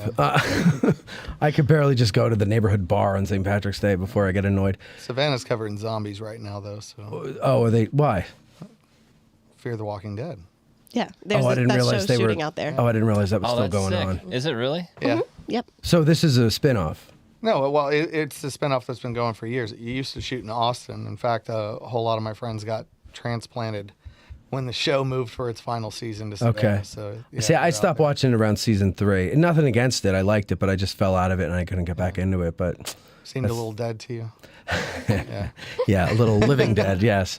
So Atlanta, Midnight in the Garden of Good and Evil. Have you seen that movie? Yes. With Kevin Spacey. Yeah, and yeah. something? So that's one of my favorite movies, and it's down there, and it's always made me want to go visit. But You should. I will someday. I just don't like traveling alone. I don't have a travel companion, so I don't travel. You need to get a puppy. That's not the same thing. Dog or a chinchilla. And then everybody's like, oh, I love traveling. You travel alone, Veronica, right? You don't mind it. Nope. You don't feel lonely. You don't go, oh, that's an amazing view. Nobody's there to share it with you.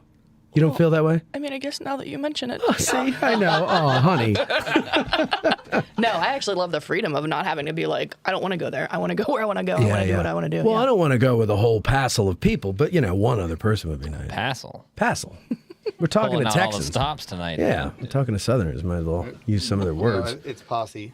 No, passel. Passel? Yeah, is Really? another. That's It's a like a thing you posse, guys but it's think not is after. a They're not Texas going after. You've heard of it, right, Dalton? Passel. Thank you. I haven't. You've Must never be heard West of it? Virginia Southern. Nope. Maybe it's old-fashioned Southern. I've never Bo, heard you've of, I've heard never it, heard right? of Passel. Of course I have. Yeah, of course. Okay, so Of course it must I be have. old-fashioned.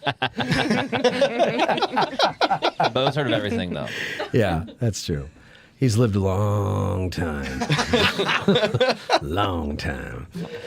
Well, that's great. I'm looking forward to everything we're going to do. So is it okay with you if I do like little behind-the-scenes live videos to promote everything and everything? Yeah, absolutely. Okay, I think that would be fun to do and all that jazz. I'll be as discreet as I possibly can. I don't want to interfere with things. And then have we decided what my role is? People were asking me today, what is your role in the film, Matt? Have they decided yet? Damn. Water boy. Yeah, yes. Snow cleaner upper is We what have I to heard. figure that out. But Yeah. I don't want to leave. I mean, I do like some my of the friend Matt suggestions from out. the gallery. well, yeah, me too. They're great. Waterboy. We have discussed. It's not that kind of movie, Bo. We have Cam. You don't even know what you're laughing at. Yeah. Yeah. Cam's laughing, and you have no idea what you're talking about. Movie Waterboy. No, you're still stuck on Waterboy. Okay. Never mind. Let him be. Oh, I love it.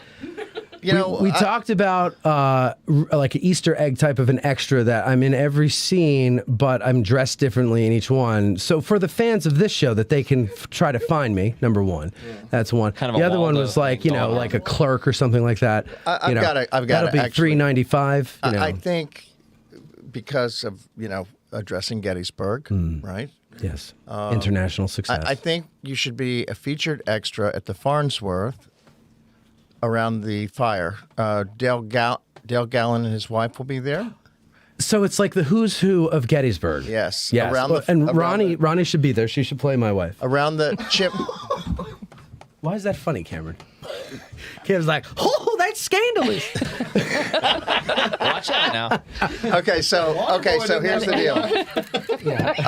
Boy didn't have no wife, he said. Okay. Oh wait. I don't want to say what day we're doing this because we don't want people swarming. I got a wig here, so I could be you.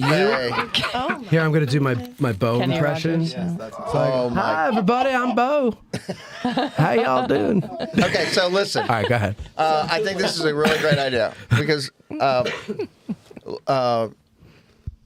Lauren and his wife will be there. Ann and Dale.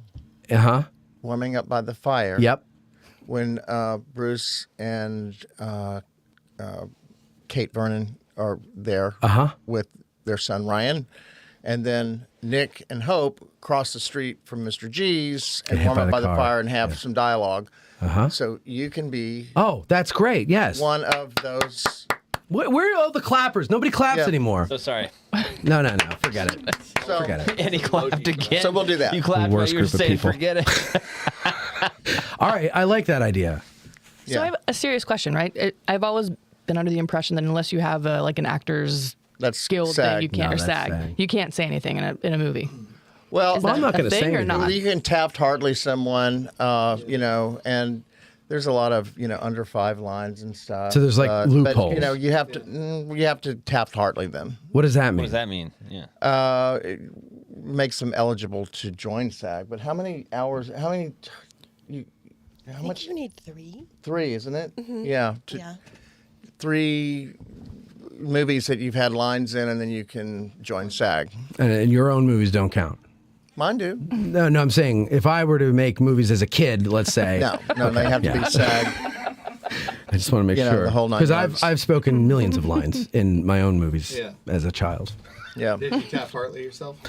Well, I didn't know I could You didn't Taft even Hartley know myself. Yeah. You missed it. Well, it turns out I've been Taft Hartling myself every night for He's not that the last flexible. 40 years. Is that what they call it now? So think you were that we can. flexible. Now, I mean, the powers that be are right here. I mean, this is the woman right here that will play. Place you and. Yeah, I just listen, Audrey. Just between you and me, it would do wonders for the movie if I could say to the audience, see where I am in this. I'm in it a lot, but where am I? As long as you don't look into the camera. No. I know I'm how kidding. If you want to show up every day, I'll feel just be free. like, It's like a Where's Waldo? so we yeah, can do exactly. that. It's Where's Waldo. And I don't know. And me and We're gonna Veronica, have- me we're and gonna- Veronica, you would do it, right? You would sit with me around the fire with Dale and Ann Gallen and you, Lauren. but yeah. Okay, and we'll pretend we're all like old couples. Cold. See? Why do we have to be old? Well, it just wouldn't. Well, no, I guess they could be our parents, and then we're the married couple. It doesn't matter. But in our head, we need this. We need this storyline in our head for it to make sense. He's so a we method can. actor, So we can sit in front of a People don't- fire and people act don't just- convincingly. Well, wait, is it actually for Farnsworth? Yeah. I mean, it's to highlight a business, right? I mean, random people don't have to be related to go to the business. No, that's true. I know. No, I mean it's a lovely area, and I want to hero it, and it just. Yeah, no, it'll we be get a it. really We get nice it. little She just scene. doesn't understand why we have to come up with a backstory when we're not We have- actually part of we the have story. that little. You probably did. You see? Heard the Bells? Did y'all see it? No, I Heard the Cameron's Bell? in that. Beautiful film. Yeah. Really? Yeah, I saw it. I loved it. I thought it was really. I heard it was great, except for our Yeah, I buddy saw Cameron. Cam in it, and I was like, "What the Yeah, hell?" that ruined it I didn't actually. I saw it in the movie. because he kept staring at the camera. But the band that plays in when they're marching is the band that's going to be at the Farnsworth playing. Oh, cool. In the background. Is that second? No, you can't tell me. I don't know. Oh, you don't know. It's just arranged. All That's right. all I know. I think there'll be 6 or 8 members, and they'll be in, where we usually sit in the back that's raised up a little bit. Yeah, in yeah. your garden, Yeah, that yeah. little That's thing. my perch. Yeah. Yeah, we're going to put them right there. Yeah, that's good. And then we'll have people milling around, and we'll have 2 chimeneas going, and they'll be not really playing, but we'll get some scratch track on that, right? And they'll be pantomiming. Did I send you the tuba music? No, you never did. I have it. You know what? Maybe you could give us our scratch track. You probably but Teddy will be there, so Yeah, you'll have a sound guy out there. You don't need me. You don't need me. You just need me to be on camera. Send. You know what? I'll let you. You can send it to. Oh, we'll deal with Teddy. it later. Teddy The will audience take it. doesn't care about this. Yeah, what are we doing here? Yeah. No, they care about the movie. They don't care about where I'm sending the scratch track. They don't even know what a scratch track But they do is. care that you're going to be in the movie. That's my In a point. specific scene To you, Audrey. at the Farnsworth. Okay, dozens of people are going to want to see this movie because of me in the background. Believe it. We'll get you a hair, makeup, Maybe even- costumes. It's going to be amazing. I've got the wig for Maybe you know. even 26 or 27 people. Maybe. Maybe Don't it's push maybe it. it's that's what I said. Dozens, maybe 2, maybe 3 dozen. Who knows? I haven't heard your train whistle. Oh, Cameron, would you please do us the train Come on, whistle? one time. Yeah. Oh, Audrey's never heard it. I don't Barry's wanna- never heard Audrey's it. never heard it. Here we go. So can Now, Cam, get in the microphone here. All right. Now, Audrey and Barry, this is one of Cam's hidden talents. Very few people can do this. Most people can't get 2 sounds out of their vocal cords, but Cameron can. Cameron, please. We need silence, everybody. Dalton, please. Thank you. Take your headset off? Yeah. Oh, is it going to be loud? Okay, here you we know go. how loud it can get. Well, I know, Okay, but here I'm we go. already deaf. Go ahead.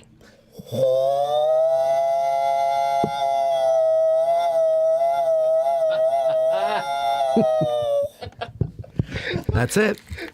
That's the train coming around the bend. Wow. Yeah.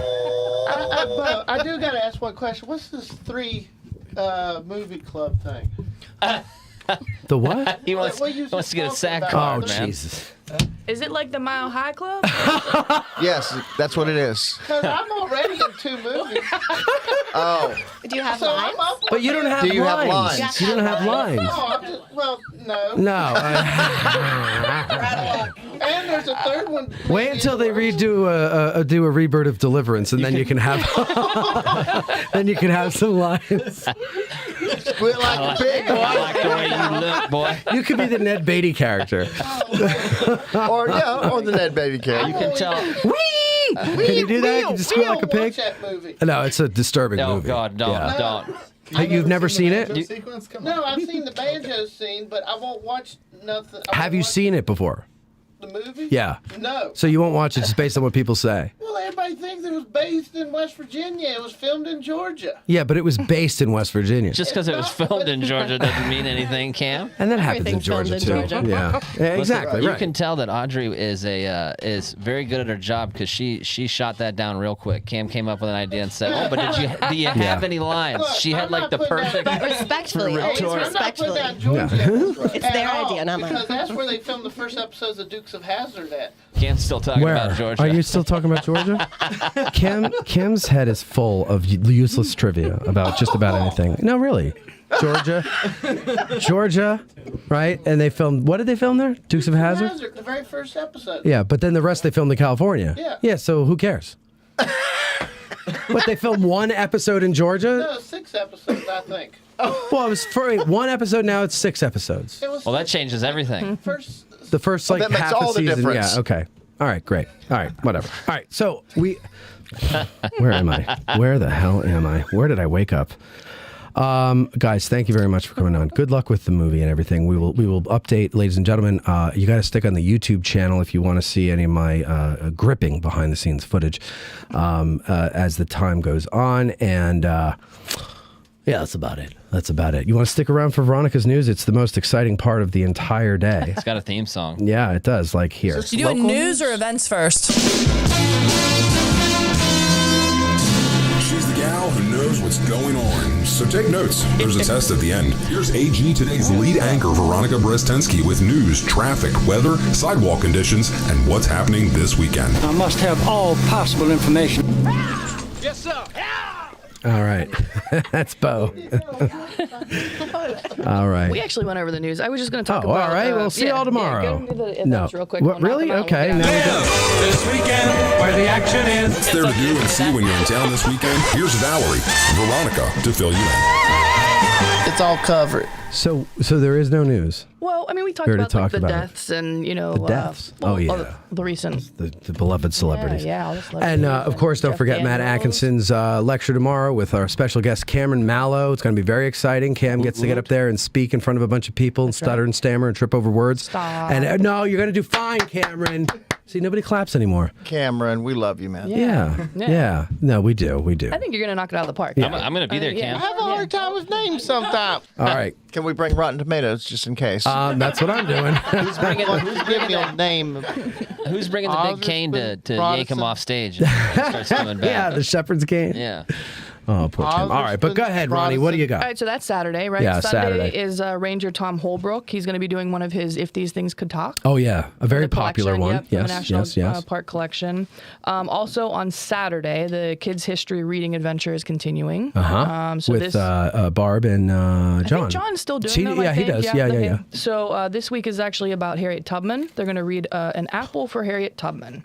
So that's from 11 to 11:45. So if you have kids, take them before you do the adult stuff in the morning. In the morning. There's all kinds of wise tales out there. All right. Wise Tales, yeah. Wise Tales. Thank you, Cam. On Sunday, Ken Rich is going to be doing his morning talks. The what does he call them? Sunday morning irregulars or something. Oh, like yeah, that. Sunday morning irregulars, yep. At the Hub at the Getty's Gear. That's at 11 o'clock in the morning. He's going to be talking about the Angels of Mercy that came and tended to the wounded after the battle this week. So You know how they warmed up at the end of the day? Bonfire. Such a dork. Bonfire. So, in honor of Martin Luther King weekend, Yes. the licensed town guides are actually offering 1 hour walking tours of the town, specifically focusing on the African American history. If you are interested, they're $15 a tour. You can call and make a reservation at 717-253-5737, or you can check out their website at gbltg.com. So, Gettysburg GB. Licensed Town Guide LTG.com. Thank you for spelling that out. Saturday, Sunday, and Monday, they're being offered at 11 and 1 p.m. So if you're interested in that, sign up for that. And then we did touch on this last week, but the sensory hours for the National Park Service. Chris Quinn officially announced this, and I know they had said something a while ago about it, but this is an official announcement. So for the first time ever, Gettysburg National Military Park is going to be hosting a sensory-friendly time period at the museum and the visitor center. It's going to happen on February 4th from 9 to 11. So folks with PTSD, autism, epilepsy, those kinds of things, they're going to have an opportunity to experience the visitor center and the cyclorama without all of the sound effects and narration and strobing lights and things like that. So it's free. That's the other really nice thing. I don't know who's very sponsoring it, but nice. it's very, very cool. We hope that that's, a good turnout for those folks because they're really trying to reach out to other sections people of that our feel like community they don't that- belong, right, and right. they do. Yes, of And course. they're actually going to be adding in some, what did they call them here? Hands-on history carts that will be available throughout the museum for folks that are can learn a Tactile. little more. Yep, Yep, exactly. yep. That's so me. I think, this is a local announcement. So spring registration for the Gettysburg Little League. They are going to be hosting a registration event outside the middle school gymnasium tomorrow from 9 to noon.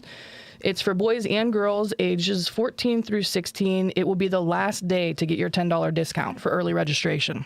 So it's $65 a kid. If you're signing up for a T-ball little leaguer, it's $25, but the $10 discount ends tomorrow. If you can't make it in person, you can online register at gettysburglittleleague.com, and registration period closes on no, that can't be right. That must be February 18th. I apologize about that. It has to be February 18th.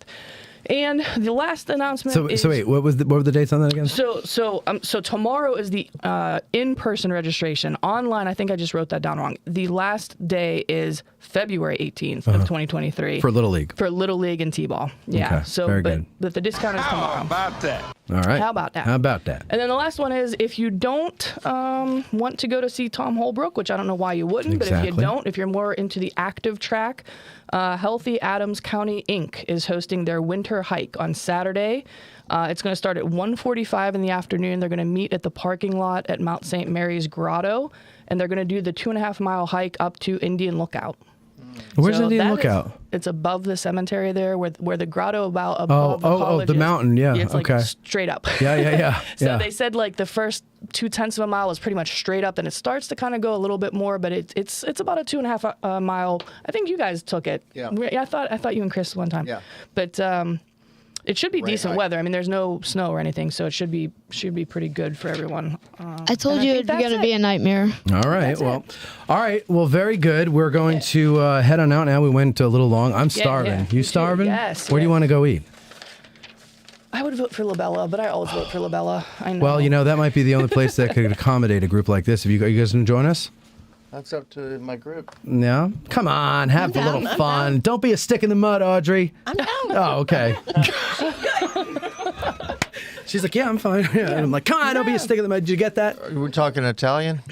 Well, that's what Veronica suggested. Do you have another idea? Yeah, somewhere else does. Sushi? No. Not in Gettysburg. I'm kidding.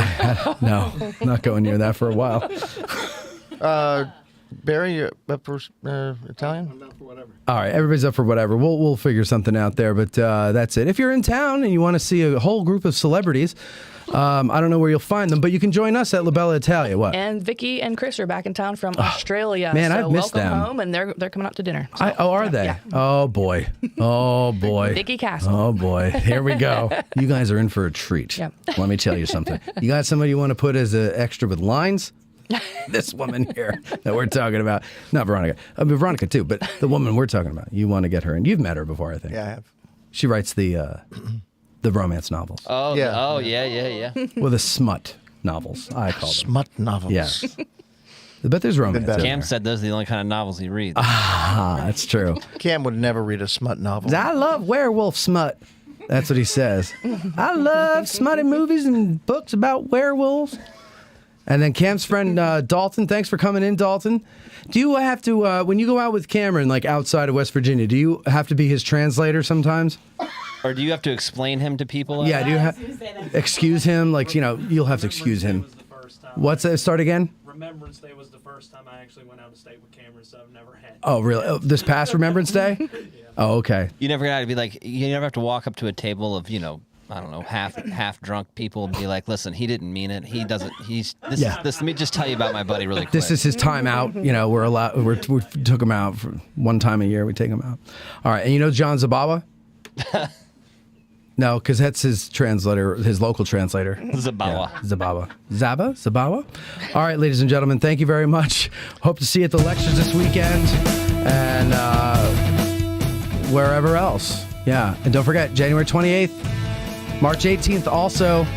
Patrons, the tickets are already available. They're going fast, so get them. We'll see you next time. Addressing Gettysburg Today is hosted and produced by Matt Callery and Veronica Brestensky, Esquire. Engineered by Colby Sumner and maybe, sometimes, someone else. Guests of the show stay wherever they want. That's not our concern. To be a guest on the show, send an email to matt@addressinggettysburg.com. Addressing Gettysburg Today broadcasts from the Gettys Bike Tour studios. To get a 15% discount on your next tour with Gettys Bike, call 717-752-7752. I'm Huevos Grande, the voice of Addressing Gettysburg Today. Thanks for listening.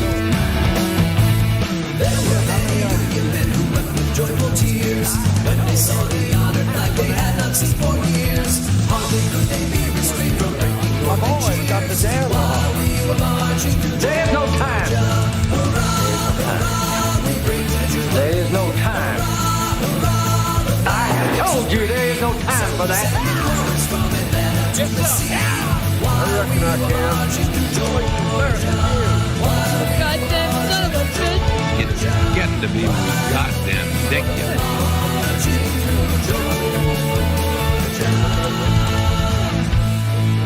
I This concludes our broadcast.